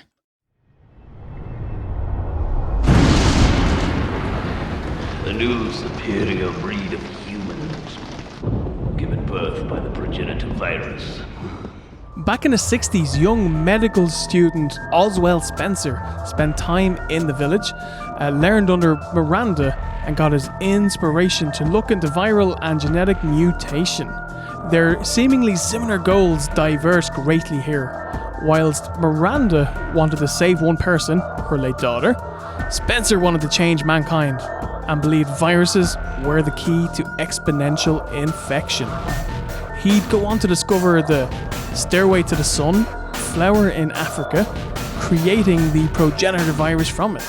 He'd then join with James Marcus and Edward Ashford to form the Umbrella Corporation, the big bad of the entire Resi franchise. Oh, Stephen, love it. So this room is where Miranda does her research with all of her schematics and notes on the Lords. My favourite bit is reading her notebook on Moreau, the fish guy. Cadeau affinity low. Brain functions surprisingly low. I was like, oh. He's just getting punched in the gut at every turn, isn't he? Even in death, he's still getting shade.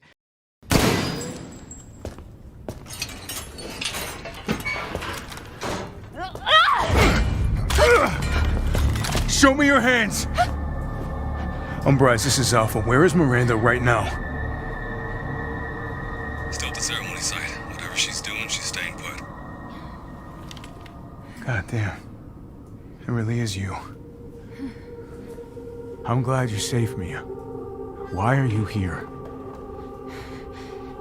I was caught in Houston experiments. Wait, did you say Mia? Mia Winters? In the flesh. The real Mia's alive and looks great, especially for someone who's been tortured and kept in a grimy cell. And that leads us into Ethan's final fight with Miranda. Is that you? I've missed you. You know that bit in South Park where Randy fights the Bat Dad and stuff? Yes. I thought this was America, that bit. So Mia chainsaws Ethan's left hand off. Lady D cuts his right hand off. Jack stomps his head into mush and cuts off his foot. Miranda rips out his heart. And then Ethan's like, I didn't hear no bell.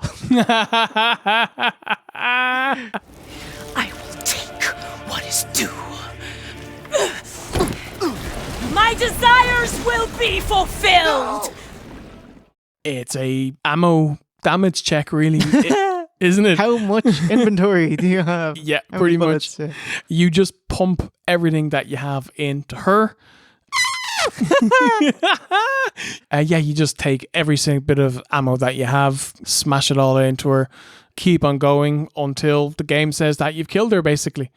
You were mentioning that at the end of Resi 4 that the final boss is like monster legs and he's like dangling in the middle. I was like, it's very similar to how she looks. Yeah, she has a spider thing going on. Yeah. But she has like giant worry balls that go into fire as well. Worry balls. Yeah. I have to say, yeah, she's a big dirty bullet sponge. Just block and avoid damage and shoot the floaty balls before they rain down on you. Honestly, quite boring. Guess she talks smack at you, which is decent, but overall, meh. But it is fitting how you save your daughter yourself. I expected Chris to come in and, probably in a red dress and throw you a rocket launcher. Rocket launcher, yeah, totally. But you don't. You save Rose yourself. It's probably the weakest boss fight of the entire game, which makes me a bit sad.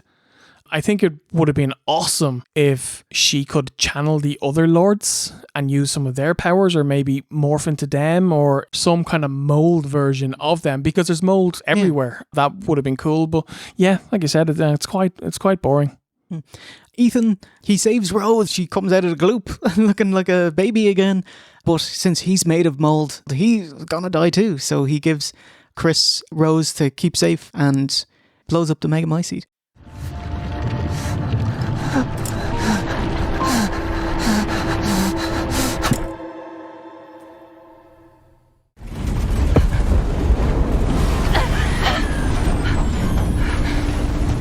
Death off screen. How do you feel about that? If you don't see it, it didn't happen. I fully expect that in the next game we're going to play as Rose, because we get the scene at the end where she goes to her dad's grave, and I fully expect he's either the main boss or he's going to be one of the bosses in that game. Ethan? Yeah, totally, yeah. Oh, yeah. Very interesting. And at the very end, you can see there's a silhouette of someone walking towards the car. Yeah. And if you get a third person mod, change the camera, you can go up to it, and it's Ethan. Oh, wow, okay. Okay, so Ethan's alive, motherfucker. I was correct, motherfuckers. Okay, that's like... And does Ethan have a head? Yeah. You get to have a look at him. Awesome. Yeah. And his hand's like moldy as well. Oh, okay. Awesome. You're a lot like him, you know?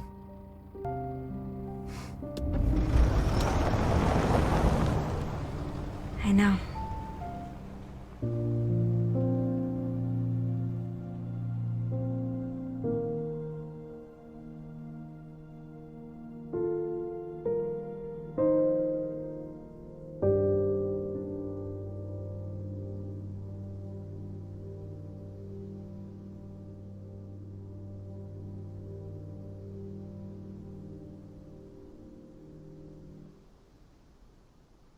So that is the story and the kind of main game part of the review done and dusted. Stay tuned for all the bits and bobs in the world of Resident Evil Village left. Tips and music and good stuff happening. I'll see you in 30 seconds. Bimps and bumps.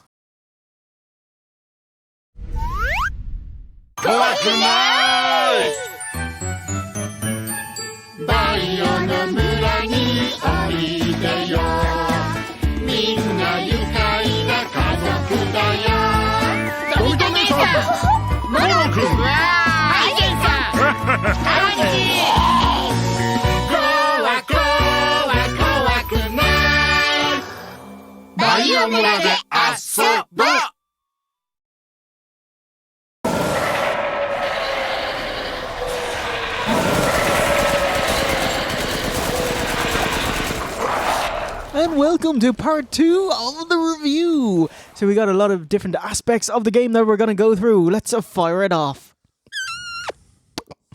Gameplay. That intentionally clunky, restrictive, meaty gameplay with a heavier focus on gunplay. What do you think, man? In terms of a pure gameplay experience, I think it's possibly the best of the Resi series. Oh, wow. I think it's like smooth, it's meaty, it's weighty, it's fun, and it's also great building up dread, you know? Yeah, overall, big thumbs up, massive win, definitely an improvement over 7, which is the kind of benchmark that I'm holding this up against. Definitely better. Just to add to that, the Lord's houses are so very different. It's like completely different games with different gameplay styles, stocky action, psychological torture, outdoor puzzle, gauntlet, with the village as a hub to go between.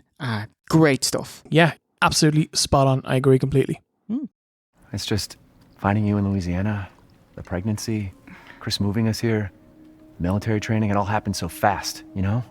Weapons! Ethan, definitely he's had some army training since Resi 7, because he's much better, you know. Oh my God, handling. He's literally reloading his pop gun with 2 magazines on his injured hand. So he's able to hold one, pop out the old one, change it up, pop it back in. Not a fucking bother to him. So Ethan in Resi 8 has been upgraded to Beast. Yes. By the way, if you don't know, popgun is a Greg term. Popgun is your basic handgun or equivalent, the most kind of used, most reliable weapon. It's usually your basic weapon that you got to start of the game, stick throughout your game, like the RE9 Resi 4. Plasma cutter in Dead Space. I thought your arsenal during your first playthrough, they want you to play it a couple of times. It's quite vanilla, like straight out of Resi 1, handgun, shotgun, rifle, grenade launcher, Magnum. Here's a bit of a mine, and here's some dynamite sticks to round it out. So they want you to play it a couple of times to get everything. Like after you beat it, Chris's weapons become available. You can get some infinite ammo. But the real shocker is a lightsaber. Oh, it's real. It's not a mod. That's awesome. Couldn't believe it. Is it good, or is it the best weapon in the game where you just fucking smash through hordes of enemies? Okay, it's super cool. It's a lightsaber, and it actually turns into Darth Maul's lightsaber, double-sided. But Ethan like bunts with it. It's like it's a shield because he's like like this. Okay. And it's like that's not how you wield a lightsaber, you know? So it misses quite a trick. The other one is like you hit people and they'll fall to the ground. Lightsaber, you should cut them in half. Yes. One shot, cut them in half. That's it. One swipe. I was thinking they should also, when you get it, they should also give you like a speed and agility boost, because how they book it is if you're, episode 4, Obi-Wan and Darth Vader, and it's like when they wield it, it's Excalibur, like a big heavy broadsword, and it should be like the prequels, Young Buck's flippy shit. Where they go,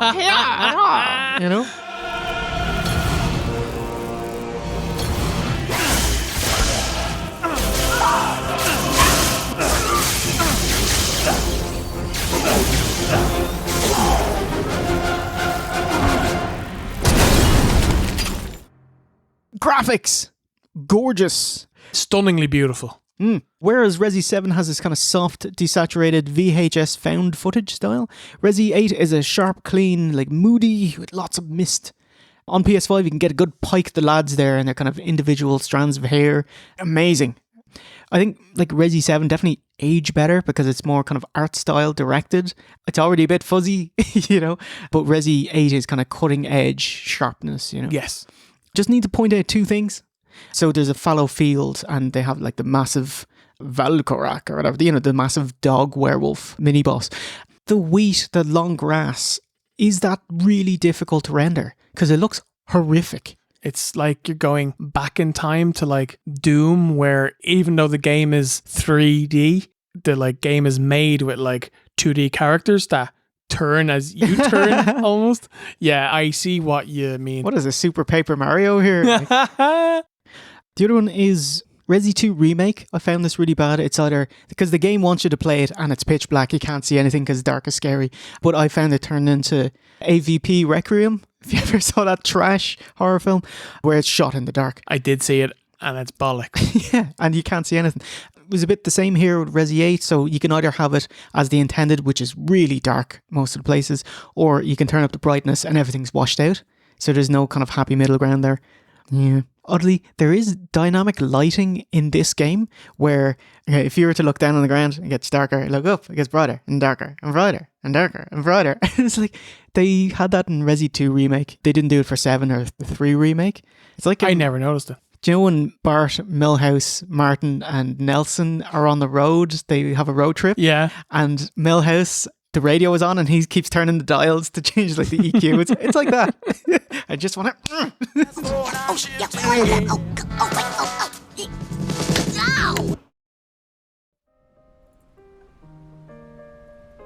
Music / sound design. Music! There's none.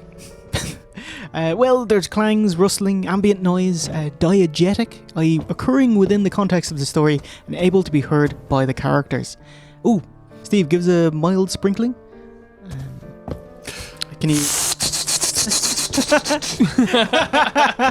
It's my favourite sprinkler. So we have the save room theme, which is a windy, crackly version of Resi 4.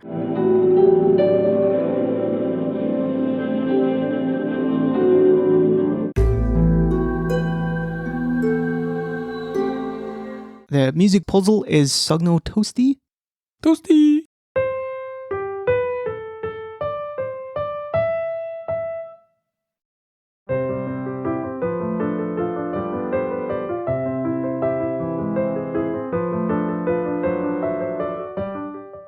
And the end credits Village of Secrets song, which is also after the game is finished, and it doesn't really count. Mate. Yeah.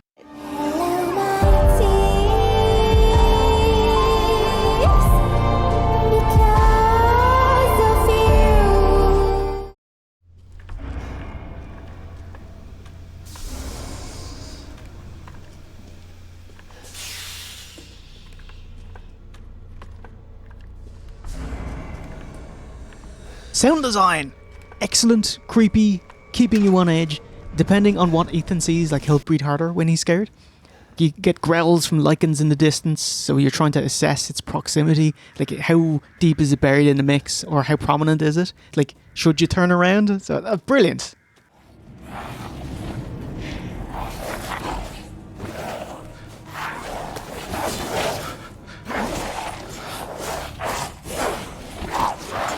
The sound design in this game was amazing. I played this entire game with my Astros and your headphones. They're awesome, and so I can literally hear things coming from like my bottom right and top left, and so I know where to turn based on where the sound is coming from. It makes a huge difference. It's really awesome.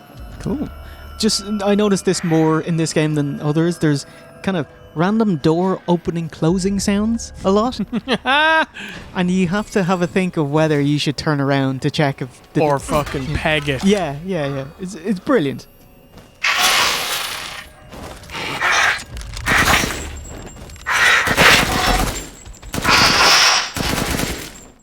Obviously, kind of this no proper music, no real soundtrack is symptomatic of having a fully 3D game where enemies can come at you from anywhere. So you need to keep your wits about you, so you can't have music kind of in the way of that. But I would remedy this by having awesome music playing during puzzle sections, or when you've cleared areas or you're in safe areas. Yes. Languages and voice acting. Language options, you have English, French, Italian, Russian, Brazilian, Portuguese, German, Spanish and Japanese. I have to say, the girls, the maidens, they sound way the best in Russian, because I think it sounds as close as your kind of expectations to Romanian. Okay, yeah, You know? yeah. Mother, I bring you fresh prey. You are so kind to me, daughters. Мама, прими добычу. Дочки, вы так заботливы. I don't think French would work, because I don't think French works. Very sexy. It's too melodic and soothing. Yeah. And that's not what they're going for. Ethan. My children need wine. My blood, that the same. Japanese, I thought, is the worst, as the lip sync is still in English and the amount of syllables is way off. Okay. You know? まあ、これはいいサウィンターズ。弟のバカらしいゲームから逃げおせたよね。Ethan Winters, tu as survécu au jeu de mon idiot de frère, à ce que je vois. Kaiser, 1996. I need her shoe size now in the name of science.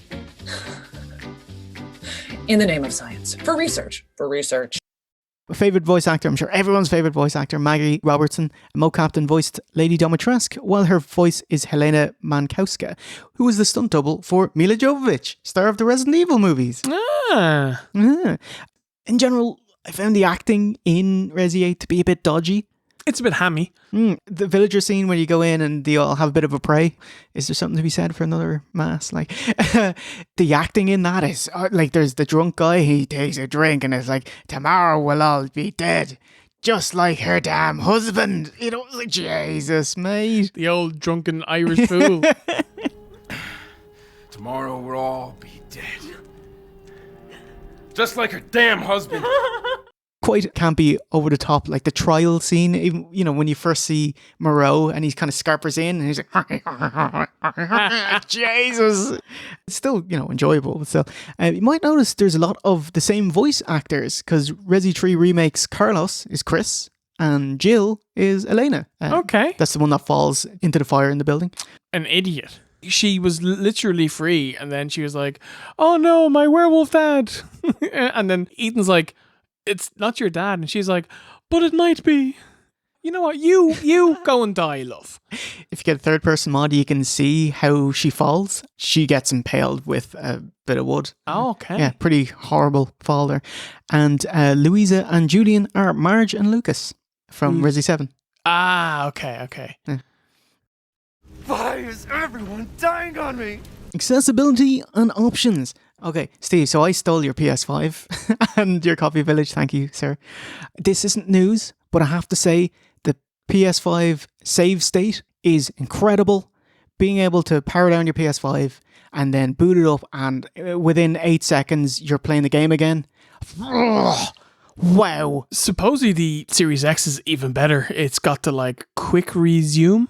Like, you don't even have to load the game up, press it on. It just puts you right back in, even if you're like mid-mission. That's an incredible advancement in video game quality of life. Yeah. That's next gen. Brilliant. I've just, I'm quite old. I grew up with a C64 for a couple of years, and it's like, you want to play a game, you want to play Excite Bike, sir. You know, you load on a tape for 6.5 minutes. You press numlock by mistake, and it won't load. It's broken, you know. So, anyway, incredible. The photo mode, did you try this? Nope. A big pile of shite. Okay. Oh my God, it was so hard to navigate. I kept taking a photo of the menu. Icing on the shit cake. When you do take a photo, Capcom slap a big copyright Capcom, all rights reserved at the bottom of your photo. Oh, that's real cheeky. That's real cheeky because it's not their picture. It's their game. But you bought the game. It's your picture. You didn't even say Resident Evil 8 because I'm sure you wanted the plug. Yeah. It just says Capcom. Anyway, terrible, mate. Capcom. So the only time you're ever going to see it is me giving out about it right now. Censorship. Steve, give us a quick honk about Resi 8 censorship. Yes. There's actually some regional differences. In the US and internationally, we got the full gore. Full gore. Full gore. We got the full gore. But in Japan, there's two versions, 18 plus Z and 17 plus D. Thanks to Geekitor 2012 for this footage. D is the censored version, so let's focus on that. The biggest differences, Ethan does not get his fingers bitten off. That's huge. Absolutely. Here in the D version, it's just a solid bite. Also, when he meets Lady D, hand on the lever and it cut, it stays on. When you get impaled on the hooks and hoisted up by your hands, now it's keep the camera looking forward. Ethan pulls his hands off the hooks in a scripted sequence. You can't look at your hands, and when you can, the wounds are more superficial. Oh. Sad one. They've removed headshots. Oh man, that sucks. I know, right?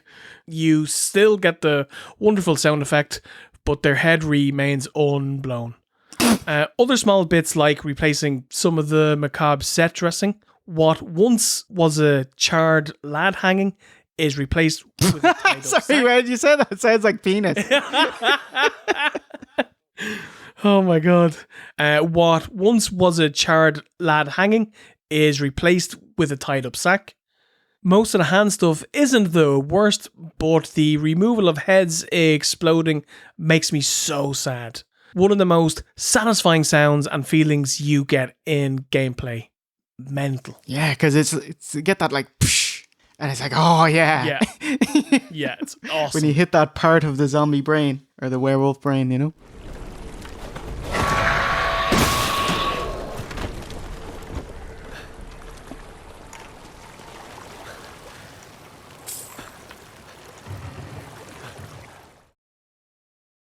Maka maka maka ka nano iro Wakai otoko no taiyeki yo Chutto futta ra aratai hen Goku goku goku goku goku goku Motto suitai Motto motto motto motto motto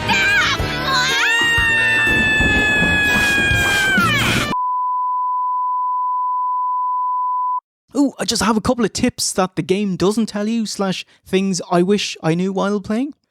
Blocking.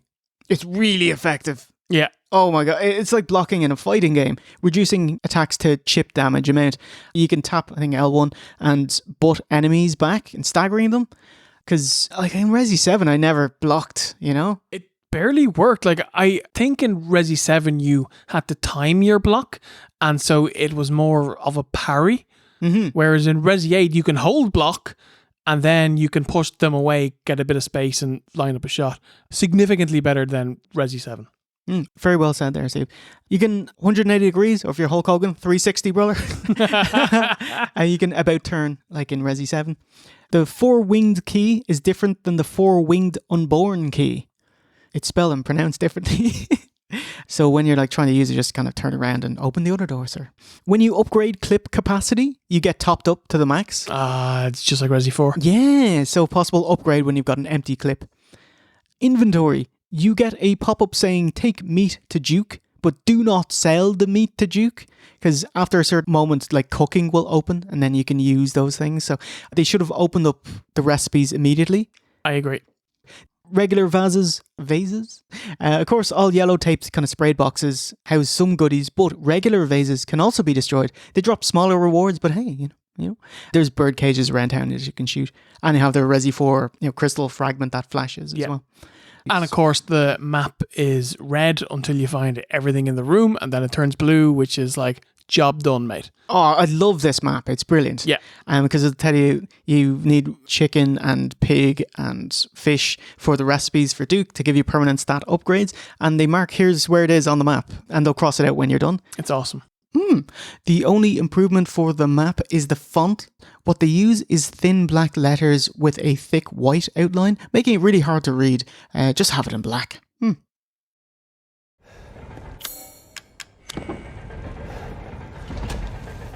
So you've gotten the 4 masks or whatever from the castle, and you're going to leave Lady D's castle.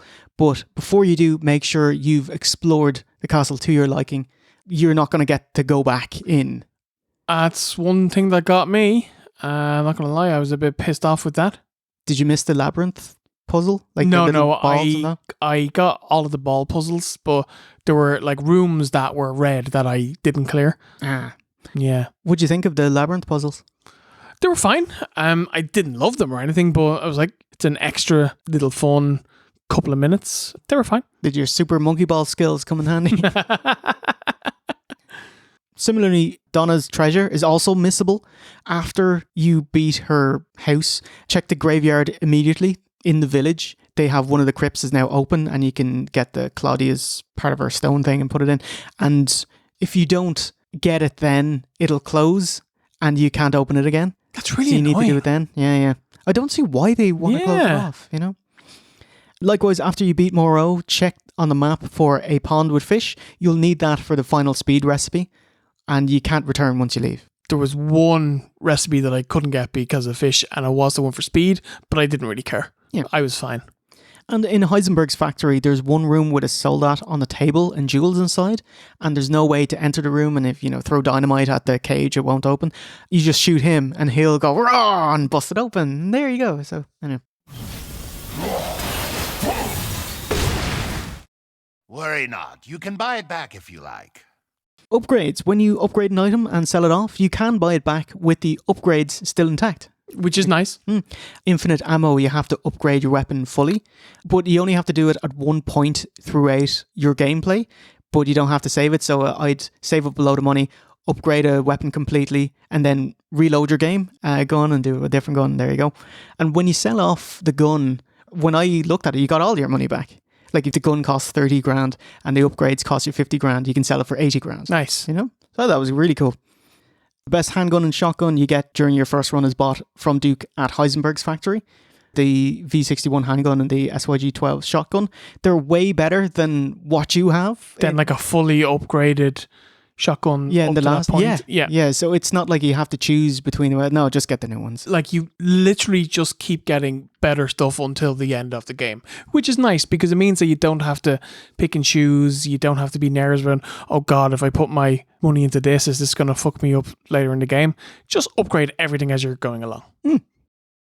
I suppose you'd call this a farewell to arms.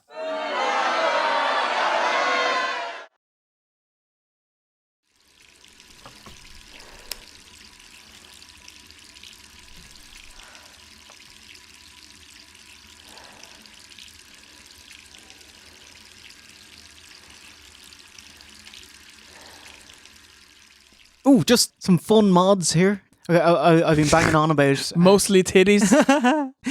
Kendo's Gun Shop on YouTube uploaded videos modding the game of what it looks like playing Resi 8 with fixed camera angles. So looking like the old Resident Evil 1 to 3 with the security camera type view. Now, fixed camera, you go into Donna's house and you're thinking that's a house that you just look around, that should look pretty good. And it's like, no, it doesn't. Because the lighting system is finely tuned to playing this game in first person. Okay. So it looks, I don't want to say gack because it's still pretty, but it's not anywhere near as sumptuous. Of course, these third person mods, they'd put on his head onto it, but he doesn't have any facial animation because that would take years to go make. So he's just stone faced for all of it. It's pretty hilarious. The other thing, Ethan, here, I'll pause the video, have a look here. It looks fine in first person where Ethan has his knife in front of him, but if you look at that from someone, third person point of view, why are you holding your knife like this? Yeah. And he's running around like that, and it's completely better unnatural. not trip, mate. Yeah, like he's holding it like a candle in a dark cellar or something. I always think of, do you know the zombie game Dead Island? Oh, yeah. Greatest trailer for a game that... The greatest bollocks trailer, yeah.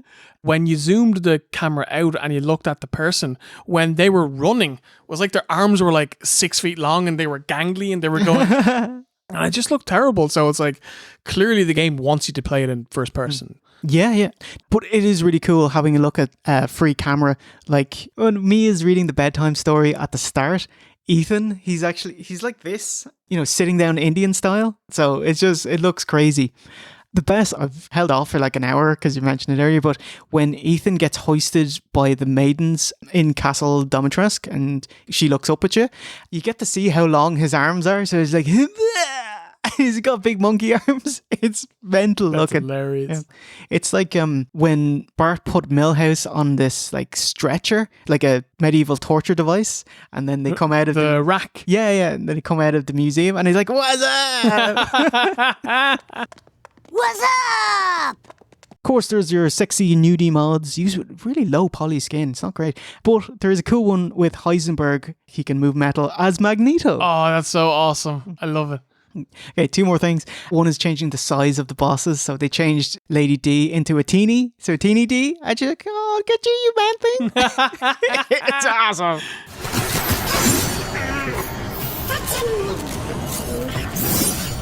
And another one that changes your knife into a fly swatter. I've seen that one. Yeah, where he runs around. Smack her arse. Yeah, it's so... And he gets... It's so good. You disgusting outsider. See, a bit of cut content. Ooh. Yeah. Ada. Early drafts had Ada disguise herself as a plague doctor and help Ethan escape. He'd be at the trial and she comes to the rescue. Now, this is before Miranda was conceived. Originally, the big bad was just an old hag in a cloak sentencing you, wagging the finger, and Miranda was just a scientist. Okay. House Beneviento was haunted by a ghost family. They have these kind of weird clothes, including a wife who threw herself off the cliff into the waterfall. Heisenberg is going to be one of a twin. His mom had brain experiments done to her. She was like on chains and you can see her exposed brain. And his dad was the Lord kind of boss fight with the giant mech. Okay. The Duke would be the fifth Lord. He was originally more white and creepy, undead kind of look to him, as opposed to this kind of inviting, warm, kind of cherubic final form. Great choice, sir. Great choice. The typewriter was originally going to be an old-timey camera, with the... Oh, I kind of like that. That would have been awesome. Little bit hilarious. Inventory boxes were scrapped as they went with the Resi 4 attaché case, but you didn't need it. There was originally going to be a rucksack that's small, medium and large, but they scrapped that to, here's the menu. I was fine with it. And just kind of ties into Resi 7, but there was going to be a younger son in the Baker family, but they just changed for Evie. Mm-hmm. Oh, wow, I love these segments. Okay, we got Easter eggs / fun things, random kayfabe thoughts, and film recommendations. Nice. Okay. Not Resi. Yes. Ethan Winters has escaped that fool Heisenberg. Easter eggs / fun things. Rose wakes up and smiles a bit if you play with the monkey doll, like her favourite toy. You go, ew, ew, ew. Actually, there's load in the initial segment. There's a gun survivalist book by Joe Kendo, brother to Robert Kendo of Kendo's Gun Shop in Resi 2. There's an architecture book from George Trevor, the mansion architect from Resi 1. Yeah. There's bobblehead trophy from Resi 7. Yes. There's these different statues going around the town. One of them is Father Nicholas Angel statue. Hot Fuzz, Simon Pegg is Nicholas Angel. Nicholas Angel. Oh, when did you start? Tomorrow. Oh, well, I see you've already arrested the old village. You examine Ethan's hand after Lady D cuts it off. If you actually have a look, it's already mouldy inside. Nice tip off there. Also explains why Lady D dislikes his blood, saying, it's already started to turn. Yeah. I love when she licks it and goes... Cool bit of AI. If there's a ghoul, the one with the sword, between you and Lady D, she'll batter away forcefully. That's awesome. The bleach bottle has Radiohead's Creep lyrics on it. It's actually the same as in Resi 7, but it was up-res here so you can kind of finally see it. Didn't know that. When you were here before, couldn't look you in the eye. Beneviento's gaff. The waste bag says Biohazard. Yeah. Should name the franchise in Japan. Angie's face is divided like Donna's. That was pretty cool. And you can see Angie's partial cadeau kind of beating inside her head, especially when you stab it. Yeah. Get a look at it. Oh, hey, you can pick up the same Resi 7 antique coin. Yeah. Oh, hey, these knockers are the same as the Resi 4 knockers with the lion. You can shoot arrows out of the air and you can catch them with a well-timed swipe of your knife. Really? Yeah. So you can use your gun or your knife on them. Nice. It depends. I'm nowhere near. I'm not doing it either. But, Someone on the internet has done it, and there you can see it. There. You're in Heisenberg's factory, and you have a look into the distance. It's really far, and you see this kind of conveyor belt with lots of super soldiers. You can actually shoot them. Yes. I know all that. Yeah, it's awesome.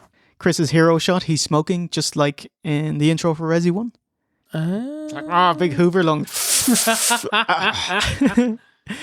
Duke can't be hurt by firepower. You can't shoot him, but you can throw a bomb and he'll just start clapping and say, that's pretty strong. Good stuff. That's awesome. Do be careful not to waste your ammunition. Oh, and one of Lady D's victims was Hulk Hogan. You look on the wall and someone scribbled, "Help me, brother." I died. What is that?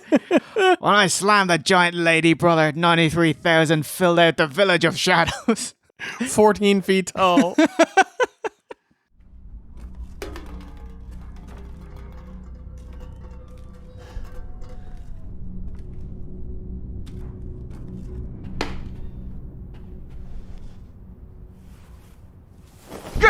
No, friendly. We just got a couple of kayfabe thoughts for you, Steve. First guy you meet, old villager with the shotgun. He shoots you. Imagine if that was the end of the story. That'd be great. Just poof. Lots of invisible walls, kayfabe shattering, like superhuman Ethan. Yeah, he gets stymied by some tall grass. Really? You know? You're hiding from Lady D, but there's a puzzle, ring the 5 bells in this room, which would tell her exactly where you are. You know? I don't know. We have a commode. A Victorian commode. Hall of Ablution, you can see the chair with the chamber pot in it. It's like, damn, you guys haven't invented toilets yet. Don't need no running water. Sucks for you, mate. It is Europe. Eastern Europe. The past commode.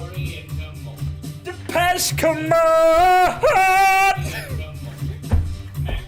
Also, there's a mirror and you can't see yourself in it. Oh my god. Are you a vampire? Do you think it's suspicious that Duke, okay, he gets your map and he tells you where all of the Lord's treasures are? Because I'm like, he knows you're going to off them and get the treasures and sell them off to him. Yeah.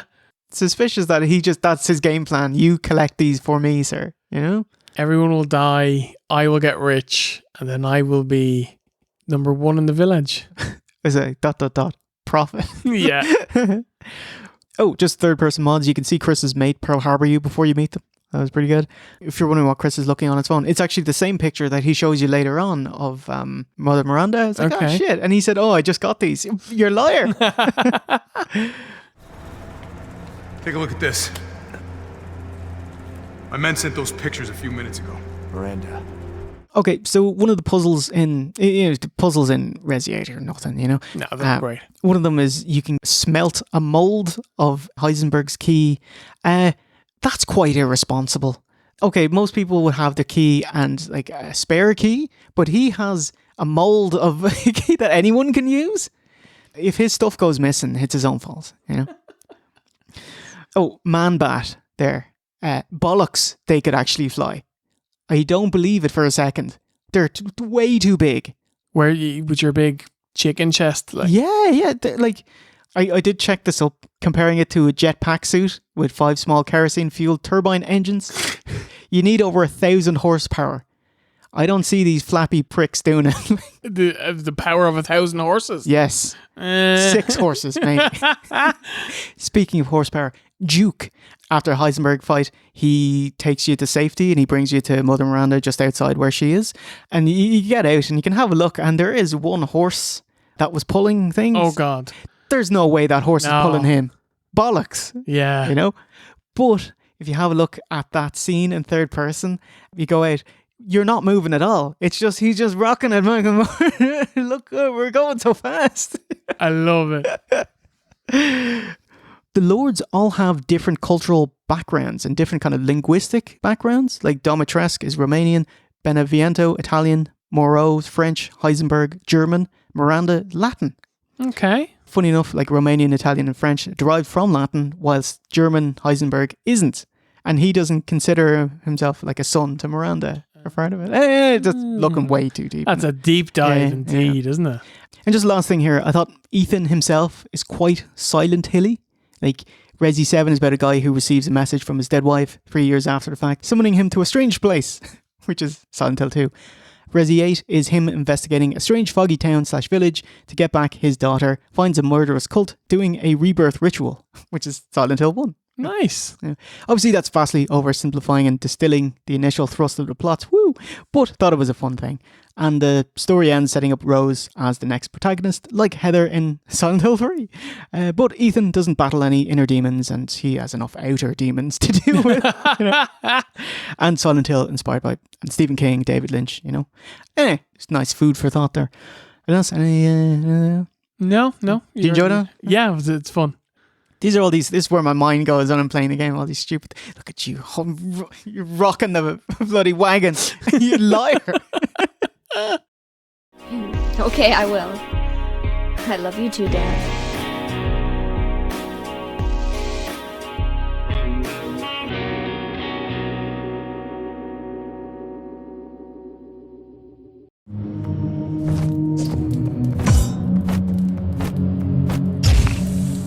So Resident Evil 8 Village, kind of gothic horror. Is there any games that you recommend that are kind of in the same vein? Ooh, Bloodborne. Like in terms of setting, story, and characters in it, Bloodborne. But in terms of gameplay, it's very different. Is it third-person action RPG? Third-person action RPG. I mean, you can just call it a Souls-like. That's its own thing now, really, isn't it? It's crushingly difficult. But once you overcome the odds, it's one of the best games I've ever played. It's my favourite game of last gen. Completely recommend it.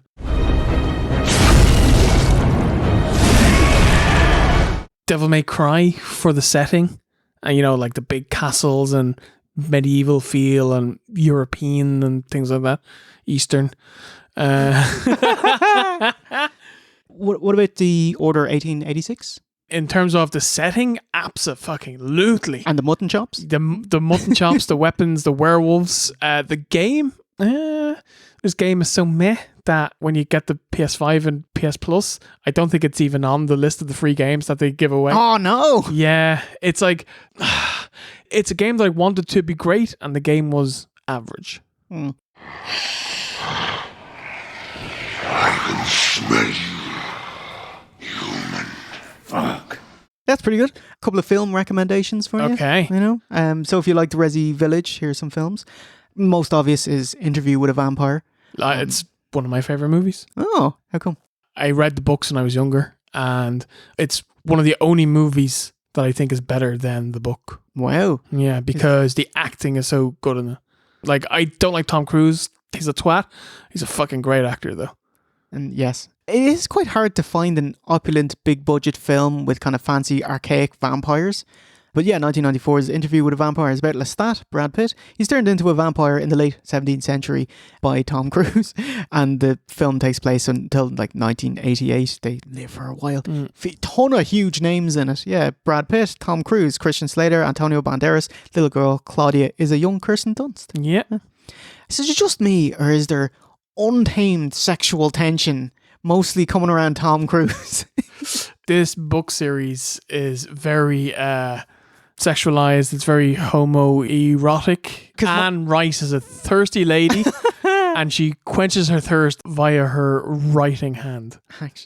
And her right hand. Yeah. Good, because my gaydar was going crazy watching that. Oh, it's totally. Oh my God. Totally. 30 Days of Night. Yeah, okay. Yeah. David Slade's 2007 horror set in a remote, snowy Alaskan town who experience a month of darkness each year. As the last rays of light fade, a volley of vicious vampires descend upon the town. And it's dark for 30 days. No one's coming. You'll have to make your first and last stand. It's a very good gimmick. Like 30 Days of Night is a fantastic gimmick. Brilliant. Yeah. Gritty or rated. Really enjoyed it. Recommend. Let the Right One In. Okay, yeah. 2008, Swedish horror about an outcast kid who befriends and falls for his new neighbour, a child vampire. Like Oscar is a lonely, isolated kid who's bullied and he bonds with Ellie. And he's kind of slowly figures out, oh yeah, she's a vampire. Like, it's quite sweet and well done. Like, it's actually like a romance film. I don't want to say romance because it's like 12-year-olds and stuff. But yeah, it's like very emotionally resonant, more so than you'd expect. And that's quite heartfelt, and it's a great contrast to the gruesome deaths as well, because she's still a vampire, has got to feed. I love the grounded feel to it. Was remade in English called Let Me In, but recommend the original. Definitely. Dog Soldiers. Okay, yeah. Wurzel's son. Yes, very good. Simon Pertwee. Yeah, from 2002. Okay, you know Resi 4? You're in a cabin and you have a standoff with you and Lewis. Yes. And hordes of ganados break into the gaff and you have to stand your ground until the start of the day. This is a cabin siege with British soldiers. Stand your ground and fight werewolves. Has Kevin McKidd in it, Lucius Vorenus of Rome, and actually that fat bloke in Rome, he could be the Duke. Oh. You know, the orator, the news guy. Yeah. And there's lots of other British actors you'd recognise. It's horror, but with solid situational comedy and action. Great stuff. It's a good movie. I haven't seen it in years. Like, it is, I don't want to say B movie, but it makes B+ movie. It's the Daniel Bryan of movies. Yeah. Like, they do make the most with the budget that they have. Yeah. You know, but it's great. Highly recommend.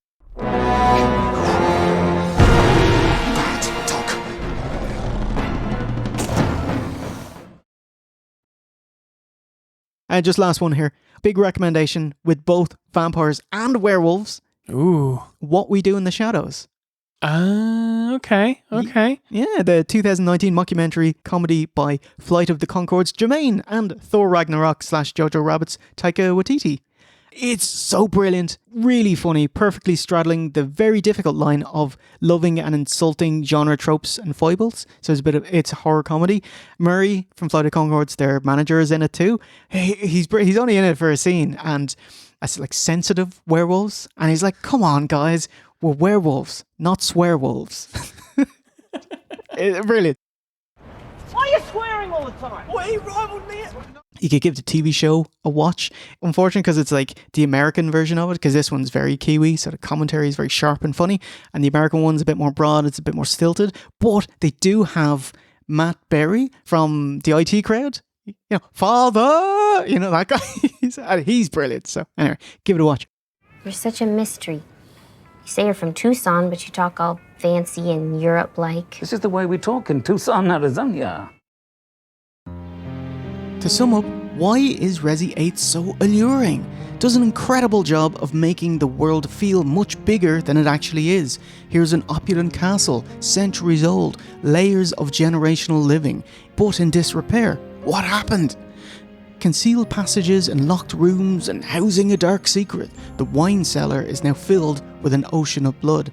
And this goes for Resident Evil in general, why it's been a success for over 25 years. There's this incredible sense of history, morbid history, of where something has gone terribly wrong. You peel back the layers, it's horrifying, and it's beautiful. Like Lady Dimitrescu, the tall woman.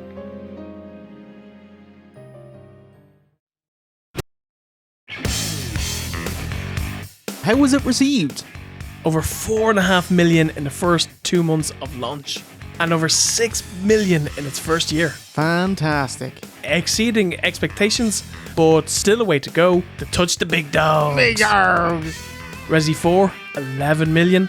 Resi 6, 11.5 million. Resi 5, 13.5 million. Oh, it's like, you know, the two derided main entries, Resi 5 and 6, they're the big dogs. It's crazy, isn't it, that like they are the games that us fans hate. That maybe hate is even a bit harsh. Yeah, but, bit of derision. Yeah, but they're the games that most people bought, and that's because most people want kind of, you know, brainless action movies, you know? Yeah. And if you want to get hurt, speak with your wallet.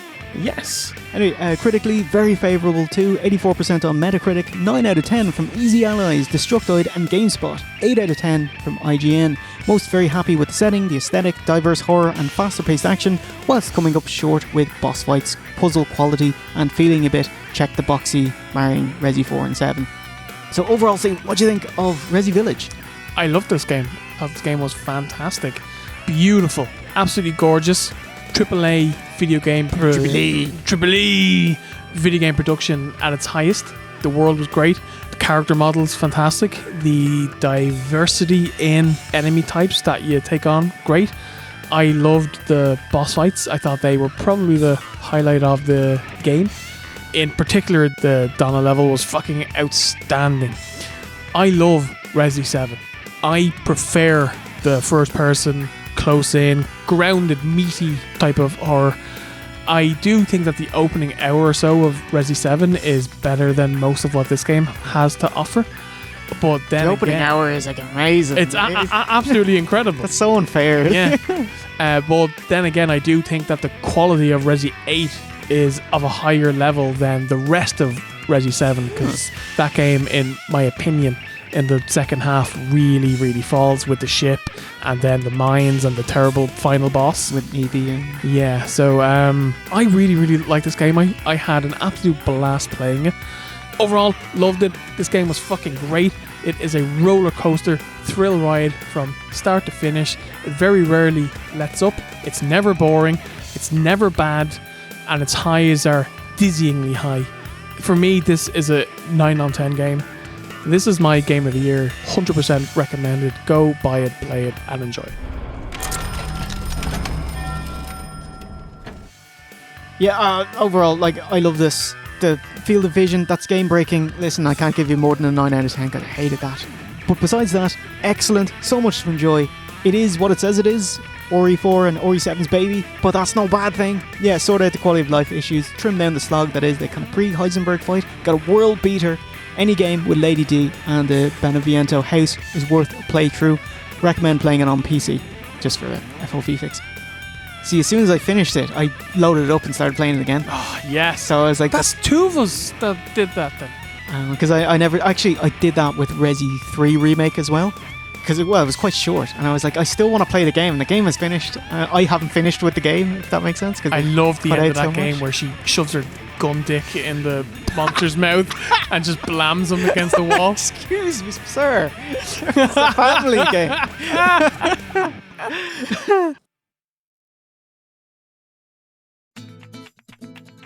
And finally, DLC. First released just before Halloween 2022, Resi 8 dropped its first, last and only DLC called The Winter's Expansion. But time to introduce our guest. More slidey than Slippy, more bongo than a dodongo, Lady D's chief boulder holder, it's MATT McMUSCLES. I do have as much bongo as a dodongo. Thank you for saying so, Jay. And thank you for having me on this DLC, a gold edition of your Resi 8 review. Rock and roll. Matt, real quick, what is your favorite Resi game? Well, Jay, that's a loaded question. Of course, it's Resident Evil Gaiden. I will exhaustively go into detail about all the... No, it's Resident Evil 4, obviously. Yeah, Resi 4 all day. Do I recognize it's very, very different from the rest of the franchise? Yes, I do. But if I was to do a second, more traditional Resident Evil, that would be Resident Evil 1 Remake. God help us, I'm actually the same. Like, I love Resi 1 Remake the most, but I played Resi 4 the most. Because that dropped when we were in college, so oh my god. It's so bloody good. I remember Carl, one of my great mates in college, I went away for the week, went on holiday, and this was when Resi 4 came out, and we were on Mercenaries trying to beat it, and we left it at about 120,000 was the score. Anyway, he promised... You know, I left him the keys just in case something happened to the gaff. Anyway, I come back and he's now at 180,000.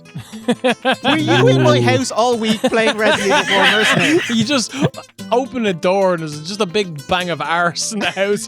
He hasn't left. He's been stewing in his own filth for days. Okay, so Resi 8 DLC comprised of 3 portions, an update to Mercenaries, a third-person camera angle option for the main game, and the new story campaign playing as grown-up Ethan's daughter in Shadows of Rose. Mercenaries is the minigame where you kill as many baddies in a cordoned-off area of the game, picking up weapons and extra time to get a better score. If you loved Resi 4, that's usually the best version of Mercenaries. Matt, do you like Mercenaries? Resident Evil 4's Mercenaries, yeah, but every subsequent Resident Evil, I kind of drop off more and more on Mercenaries. I don't know, I just kind of lost a little bit of its luster to me. Did you guys ever play the 3DS Resident Evil 1? I was just gonna ask. How far was the slider up, Stephen? Because you had a 3DS. Yeah, I did. I'm not a big Mercenaries guy. Yeah. I will play it. I will see the different levels. I'll beat everyone, but I don't score chase. Like, I'm kind of one and done, move on. Yeah. Me too. Resi 7 was probably the worst it's been, and Resi 8 is an improvement, and this DLC is an improvement on that. It's called Mercenaries Additional Orders. You can now play as Chris, Nicolas Cage, and Lady D, who is actually really cool. She's so tall, it gives you a new POV. I die every time she has to go through a walkway. She has to crouch. That's great. Oh, yeah, that's right. Quite cunt-terrific from Capcom that even though you gotta lay down 20 quid to buy the DLC, you still have to play it to unlock these characters. Just gimme. Yeah.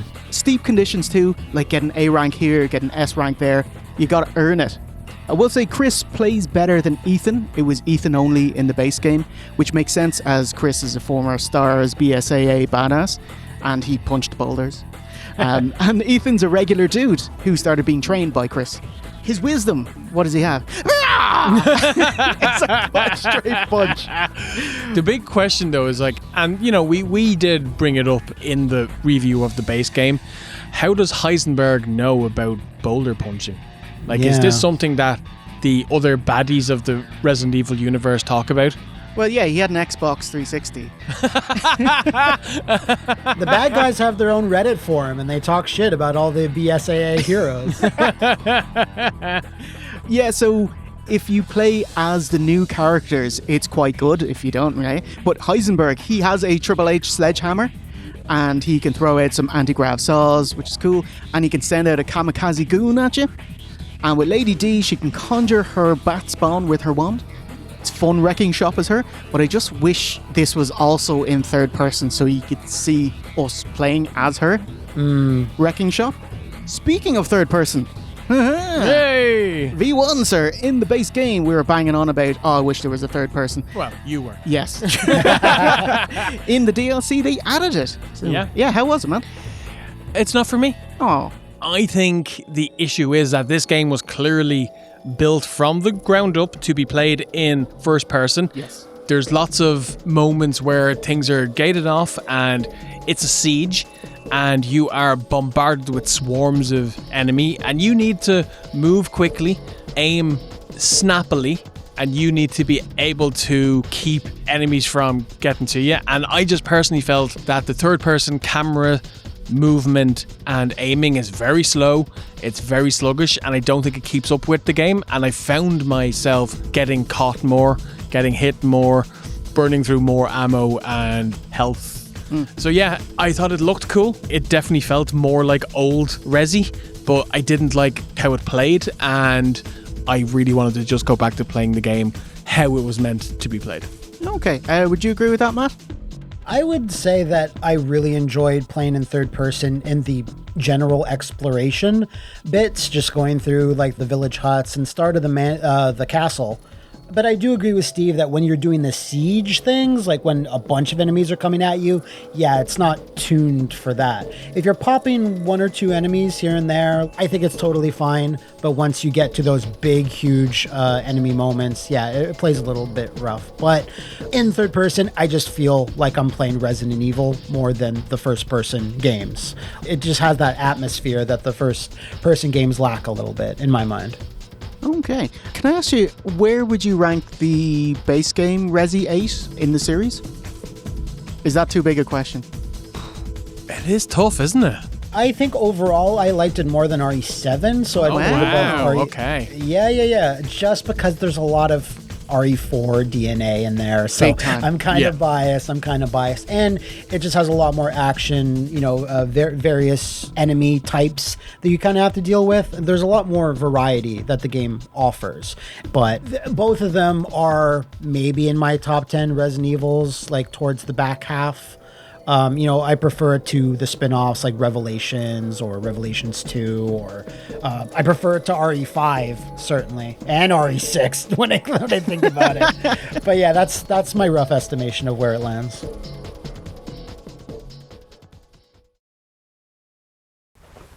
You said you had something important to tell me? Okay. So that's 2 parts down, 1 part to go. It brings us nice and tidily to the DLC Shadows of Rose. A 2-hour sprawl. No, it's not sprawling at all. A roller coaster, sizzling gypsies thrown in at the end. Okay, I learned a new term about, don't bury the lead. Go with the initial statement and then you can work from there, to which my initial statement is, fuck this DLC. This is literally the worst DLC I have ever played. Not mechanically, graphically, or story-wise, because it plays so badly. It handles so clunkily that it made me rethink if I actually liked the game. I have never had that crisis of conscience before. That's how bad Rose in third person plays in this DLC. Okay, I just want to jump straight in and say I was petrified that you were going to love this game and I was going to just come across like an absolute grump. I'm so glad that you opened up with that, because there were times when I was playing this game, and this doesn't happen to me often, because I'm quite a calm gamer in general, but there was times where I was pointing and shouting at my monitor. I was giving out 2 rows. Okay, when a DLC is big. When it's coming out, you hear news of its merits, like Horizon 2 Burning Shores. You got an entire new part of the map, new weapons, new story, experimental new mechanics. You get to fly in a sunwing. Oh my god. Or Bowser's Fury off of the Switch's Super Mario 3D World. Oh, is this the direction that the next 3D Mario is going? Do you know? Shadow of the Erdtree, gigantic map, new story bosses. Bigger than most games. Yeah. Possibly the hardest bosses in FromSoft history with Mesmer and requires you to have beaten Moog before being allowed to play the DLC. So all of the old veteran gamers are sucked back into it and they help the new gamers get to that point in the game, bringing the community together, With great DLC, you hear great things. Resident Evil 8 DLC, I heard nothing. So, big red flag. Big, stinky, honky red flag. Matt, have you, sorry, we just launched into that. Does that jive, or do you have anything positive to say? I absolutely have problems with Shadow of Rose, but I'm not as negative as you guys. I still feel this is very comparable to the Joe Baker DLC in that it's reusing a bunch of assets again, and you're just playing as another additional character going through the same stuff. It's that same scope. Like, Shadow of the Erdtree, not comparable to what the budget, Capcom had for the DLC for this. I get that it's a much better value proposition. But for what this was, I had a decent time. I wasn't blown away or anything. There were little bits of it that I liked, and I was like, oh, that's smart that they did that and they reused that in that interesting way. But there's still stuff that I was like a little, like off the bat, I don't care about Rose. No. Right? That's gonna hurt. Because they have to squeeze so much in the 2-minute cutscene that she gets at the start. Yeah, she gets a little bit more backstory when she, as you go into the back half of this DLC. But overall, it's a tough sell to say, hey, this character that you only knew as a baby for 18 hours of gameplay in the base game, you better emphasize with her now. She's put in a bad position for you to care about her versus Joe Baker, who's automatically a badass power bombing dudes. Oh my god. And he has his family drama that's already associated with his Baker family kind of getting wiped out and transformed by the mold, etc., etc. But this does really show where they wanted to go with RE9, doing both first-person and third-person perspectives and having two dual protagonists. Because we have her daddy in the base game, then you have his daughter in the DLC. So I do think it's neat that this kind of maybe informed Capcom on what they wanted to do next. Okay, well, rewind. The plot setup. What if there were a way to get rid of your powers? And get rid of them in a heartbeat. Well, I think there's something I need to show you. That's a fragment of the Mega Mycete. It absorbs and stores memories from people who pass away in close proximity, including Miranda, and everything she knows. How do I even do this? Try reaching out to it. See what happens.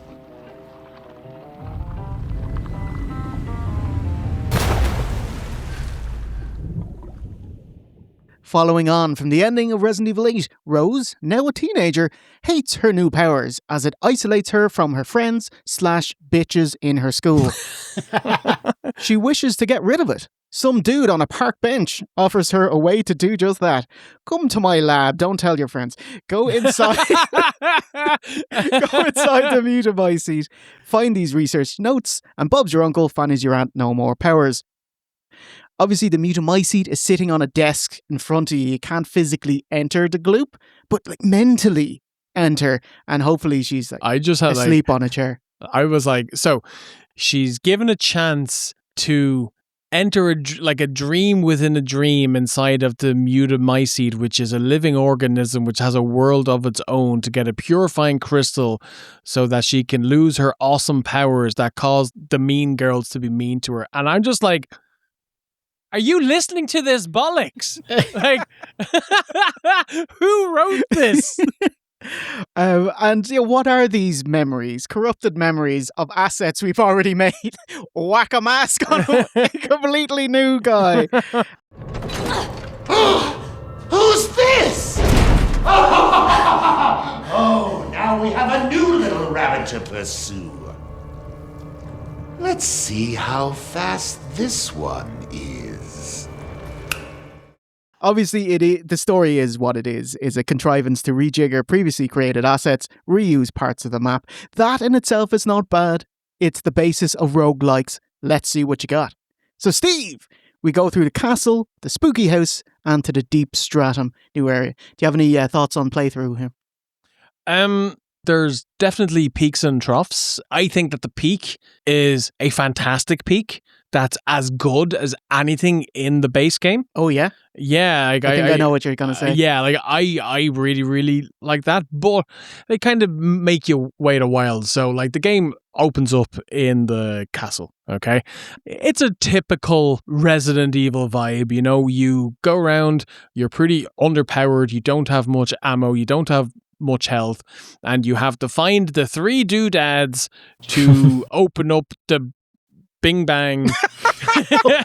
This is the analysis you can expect from OSW in 2026. But did you like the doink bra mirror spot of Rose? I did. I loved the doink bra spot.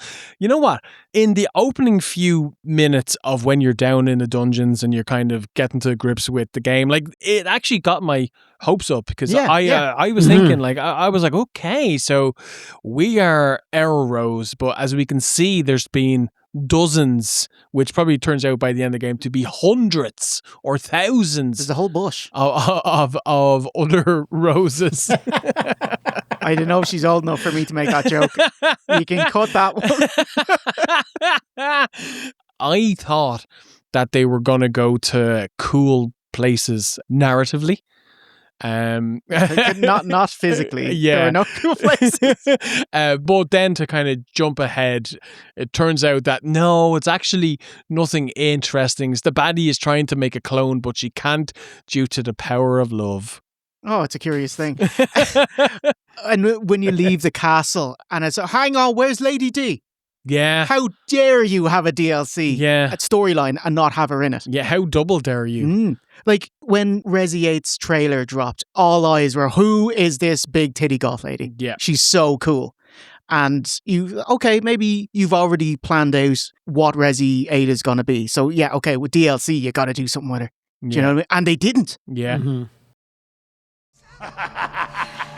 Let the show begin! You're kidding! I have to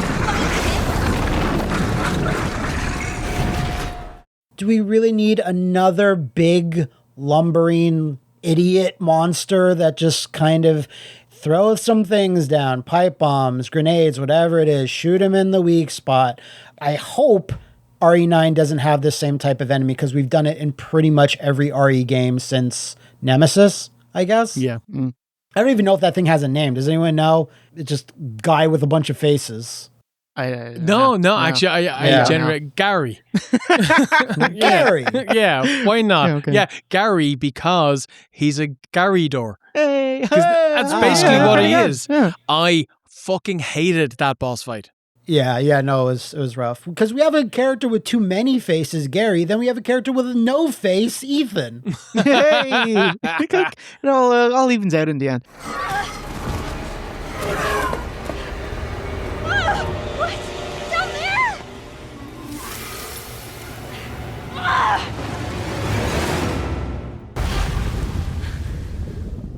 So let's move on to the spookatorium of Donna Beneviento's house. Yeah, so for me, this is the absolute standout section of this game because the weakest part of this, because it's in third person, is the general clunkiness. Aiming is slow, combat suffers a lot. So then when I got to the dollhouse and they took away my weapons, I was like, oh, praise Lord baby Jesus, this is absolutely wonderful. And it was kind of like tension heavy puzzles, creepy dolls. Dolls are creepy. Little girls are creepy. Mannequins are super creepy. And the one bit in this entire DLC that gave me a jump scare is when you leave the operation room and you go and you do like a little doll puzzle, and then you're going back in. And then when you open the door, the Mia mannequin is just right there. And that frightened the shite out of me. I thought it was a fantastic standout moment in this, 3 hours gameplay. And then, like in the base game where you've got the creepy baby fetus thing chasing you, here we've got the Doctor Who Weeping Angels, which is the Mia doll that as long as you're looking at it, you're completely safe. Then as soon as you turn around to open a door or press a button or to turn a corner, it chases you. But what makes it weird and more creepy is that you can hear it chasing you. And I thought they absolutely smashed this segment. Thought it was fantastic. It was memorable.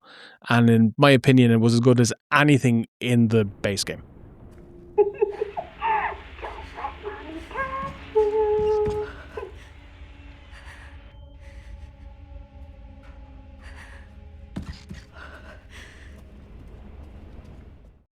Yeah, definitely agree with you. Because you probably played that game as kids, the statue game. Yeah. Where you look behind you. Mr. Wolf. Yeah. And when you look at people, they have to be still. If they're moving a little, they're out. And so you turn around and they move. Fantastic. And Donna's gaff has all these little corridors and tables to walk around, which makes it so perfect. And as you said, the sound design is incredible. When it freaks the shit out of you. Oh my God. And then you see Evie from Resi 7 making a cameo as the trickster in Donna's house. Flipped it. Lads, 10 on 10. Yeah. Okay, fine. You deserve the money now. Fine. Matt, anything added to the spooky house, the spookatorium? I again agree with both of you that Rose feels very weak and slow when she has a gun in it and everything.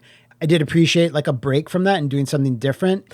But the whole mannequin thing, I've played several horror games before this and after this, so I knew how it worked. And unfortunately, I played a much superior version of this same enemy. This is still great, right? Don't get me wrong. But in Ghostwire Tokyo, that was done by Shinji Mikami's studio that he opened up. In Ghostwire Tokyo, there's a DLC mission, ironically enough, where you're in a Japanese high school, and one of the mannequins that has all the organs inside of it that teach people about anatomy, that is what chases you in the exact same way that this does. So it kind of made me almost get deflated a little bit.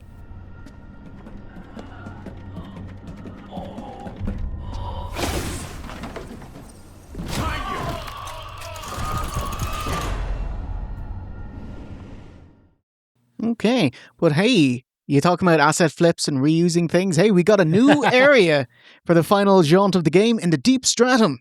What do you think? Any notes on this? Not really, no. Yeah, it's like a dank cave. Yeah, it's a cave, which you do go down there as Chris in the base game. It's a very different feeling, though, because Chris is kitted out. He's got bombs and grenades and awesome weapons. And Rose, hey, Rose, what can you do? I can boop a flower. Which actually narratively is something that drove me nuts, because in the end cutscene of the base game, which spoiler, it's the same ending that we get in the DLC, which I think is very cheeky. Rose freaks out her guard guy by saying, "Oh, I'm so powerful, I can do things that Chris couldn't even dream of." You have no powers, you know what I mean? I have the power to make people wait, you know what I mean? She a bus. A boola bus. The other issue that I had with this game, I've replayed Resi 3 Remake and I've replayed Resi 4 Remake, and both of those games are third-person action shooter games. When the enemies get close to you, you press circle and you do a little dodge. And Rose is quite weak in this game. enemies take a lot of bullets, and so by the time you're going to kill them, they're getting close to you. And it happened to me time and time again where muscle memory let me down. I'd press circle to dodge and it wouldn't work, and I'd get hit and I'd burn through health, and I was like, why am I not playing a different game? But because it doesn't give you any option like that at the start, then you get like the mold counter, which is a very uncool name. But that only happens like halfway into the DLC. So the start is rough because you don't really have an option like to attack back when they give you their Dementor / Nazgul grab and start sucking your face off. Yeah.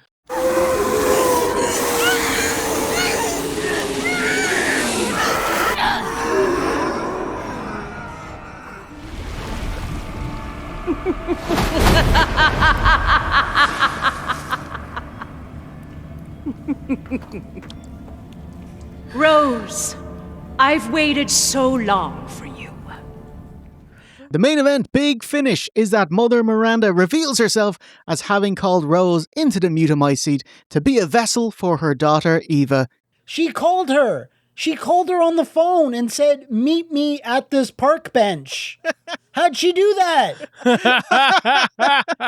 Don't think about it. Rose's friend Kay just is at a park bench. You just call her up, send her a text. How'd you get there? Shut up, that's why.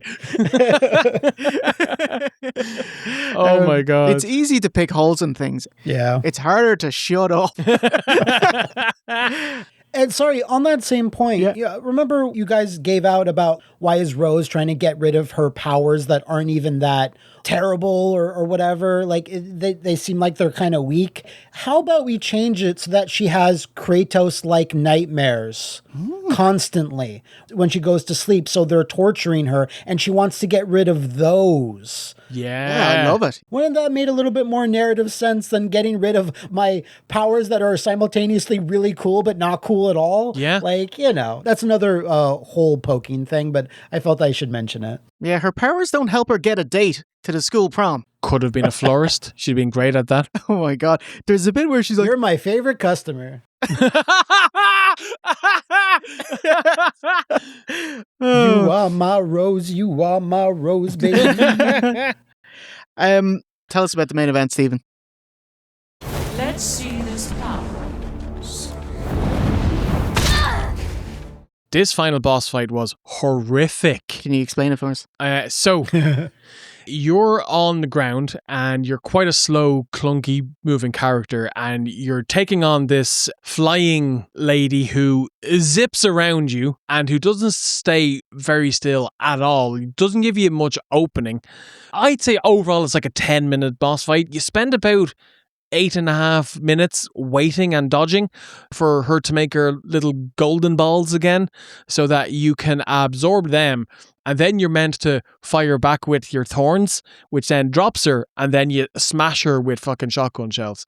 But unfortunately, because she moves so fast that she's already moved away and I miss, and I was just, what is this game, Capcom?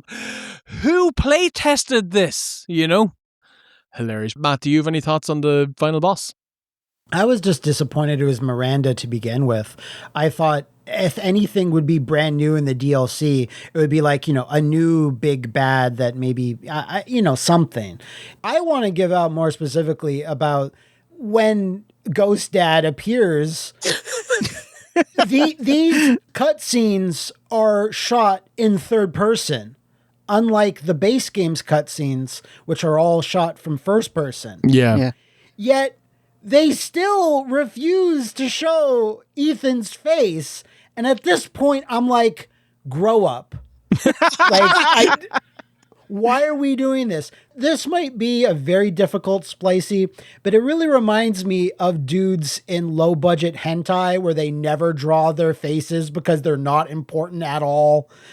Like any dude that's in hentai, his eyes are just not even drawn in. And it's the same thing with Ethan. We just can't do it because I think it goes back to Capcom saying Ethan is an everyman. We want people to inhabit Ethan, so he's just a name and a guy. And the fact that that Resident Evil 7 was in VR, had the VR version, and they really wanted to inhabit that and not really make like a new Resident Evil super action star type of dude. But then they kind of still tried to do it by giving him superpowers. But I will say I did like him actually getting to see his daughter, whatever his ghost metachlorian self is doing with her. And I like that they did get a little moment to be a father and daughter again. So that was kind of nice, but I still don't even really get the story in the sense that this is all in Rose's mind. So what does it matter? If she dies in this dream, does she die in real life? We don't know. So really, when you think about it, there really is no tension during most of this. As Matt said, Ethan, he's a blank slate. Like, he's not Ethan Winters. John Everyman. He is us, the gamer, right? Man boy. He's my favorite. Man boy. But this DLC goes out of its way to actually give him a character and an arc, because the whole reason for it is closure for him and for Rose, because whatever plans they had for Resi 9, I think as they were making this DLC, they were like, oh shit, okay, we have got to end this saga now, lads. We cannot base Resi 9 around this absolutely terrible flower lady. So what's meant to be like a bittersweet, emotional send-off for both characters is just meme. It's lols, because they go out of their way to not show his face. It's like the scene in Austin Powers where they have a billion different ways to cover up his knob.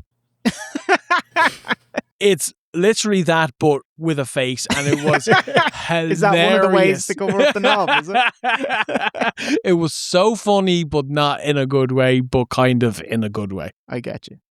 I will always love him. Yes, I agree thoroughly and consistently. I would like to four good things about this DLC. The wee tutorial area at the start, in the dank castle cellar, you seeing the multiple versions of yourself in a black dress. Could have used a few doink mirror spots, but beggars can't be choosers. The sound design of the moldies in the opera house, it's like an inhuman wail.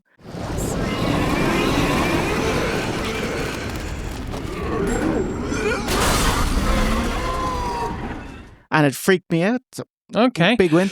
Did you like how they brought back the mold monsters from Resi 7, but in this, they're kind of like mixed race? Mulattoes. Because they're the like Roddy Piper. The Roddy white. Piper. Yeah, exactly. The dull surveillance stealth section. It was something different. I like the giant world. Yeah. Like what a room looks like to a doll. It was cool. And obviously, I adored the statue game. I'll have to play. Was it Neon Ghost? What was that? Tokyo Ghost, was Tokyo it? Ghostwire. Yeah. I'm going to have to... They have whole chunks that are like that. Like, every boss fight is like a crazy version of that happening all the time. It's very unique. Sorry, Neon Ghost Tokyo Wire? Neon Tokyo Ghostwire, right? Neon Tokyo Ghostwire. I don't think Neon is in the... Why do you keep pushing Neon? Yeah. So Tokyo Ghostwire. I'm going to have to play Tokyo Ghostwire Neon. Okay, that's the good out of the way. Now, weirdly, first time ever in a third-person game, I got a bit of motion sickness. Because it feels like what it is. It's a first-person game that's being showed in third person. And I don't know if it was they were doing a slow turn of the camera to try and mitigate queasiness, but something about it feels off. And my stomach started turning. I was like, what is this? Because you can't just change the camera angle from first person to third person, because the entire game is built around what they set out to make at the start. So everything in third person looks weird if it was meant to be in first person. Yeah. And vice versa. Oh yeah, the puzzles are blah, but that's fine. Resident Evil puzzles are, they haven't been decent in a while. Like Beneviento's gaff, find 3 numbers in a room. I found 2. And I just brute forced the last one. 66 is the answer.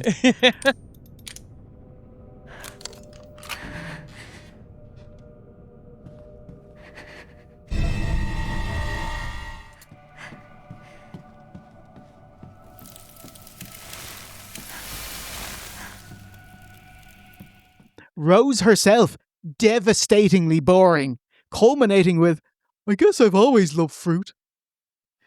Boo! Fucking hell. I'm not that rich. I'd love to throw my drink at the screen. Rose is such a picky eater. All she ever wants is fruit puree. I guess I've always loved fruit. Rose, you don't want to get rid of your powers. You will have zero personality then. This is the only thing you got going. She's also an idiot.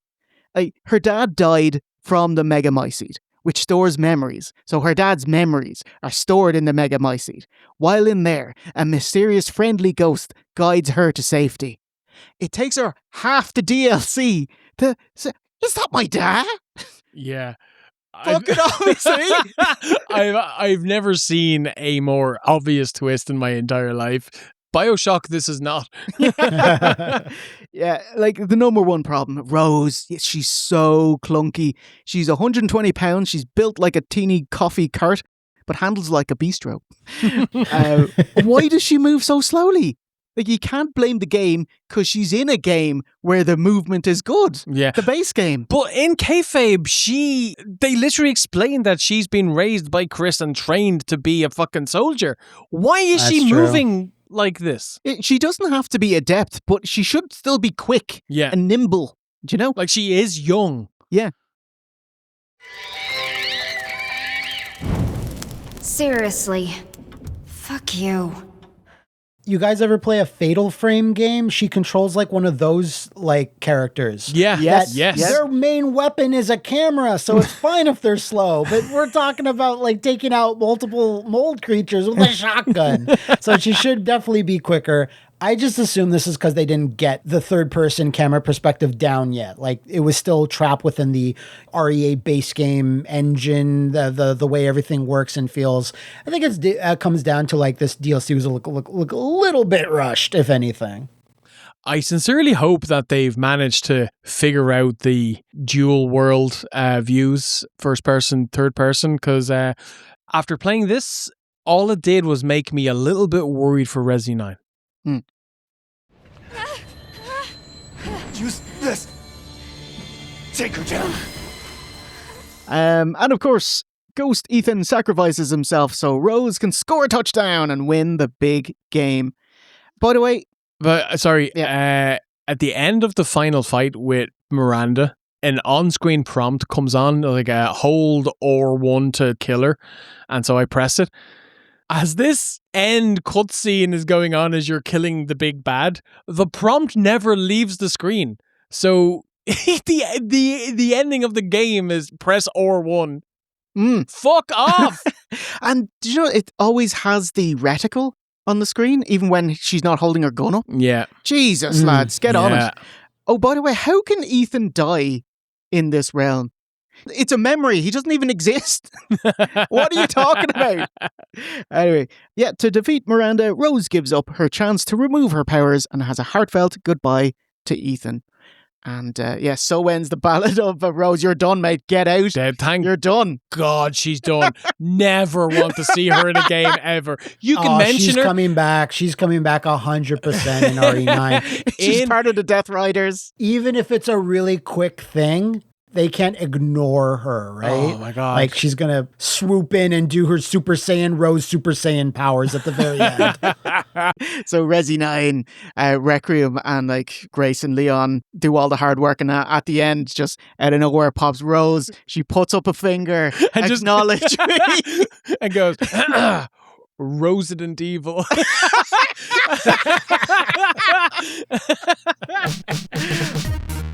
I think that's a great place to end it. So hope you enjoyed this whopper bumper DLC deep dive featuring your boy JV1 and Matt McMuscles. So what have you got in the pipeline? What can people watch at the end of February 2026? A very accurate time. It's not 100% lock, but as of this recording, me and Derek from Stop Skeletons from Fighting thinking of doing a video of our favorite Leon one-liners from all of his starring games leading into the release of Resi 9. And I will have a What Happened on Resident Evil 0.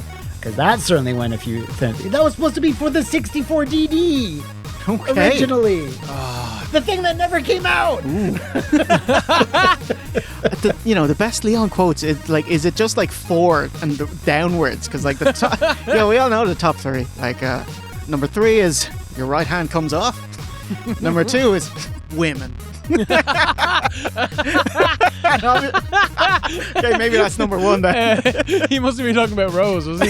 If you've seen the recent trailer of Requiem, I think Leon's fighting some zombie doctors and he goes, I think I'm going to ask for a second opinion. Yeah! Awesome. Yes. And then number 1 would be, where's everyone going? Bingo? Yeah. Yeah. Sorry, did I just spoil that? Women's the best. Yeah. We'll just go with women. Yeah, we'll switch them around. Women. You just want to impress her, don't you? Women. Women. And if you would like to watch any other of our deep dives, they're on OSW. They're probably in a playlist that we'll put in the description. You can watch our God of War. I think that was pretty good. Yeah, decent. Last of Us 2. It's the AEW of video games. So that leaves us just enough time to say it's a goodbye from V1. Take a boo. Matt McMuscles. I'm kissing my muscles. And myself, the 2.5-time, unfortunately, Golden Nogger Award winner Jay Hunter. And remember, a winner is you. I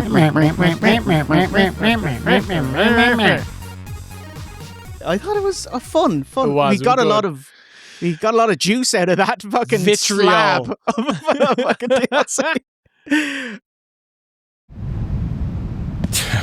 Women.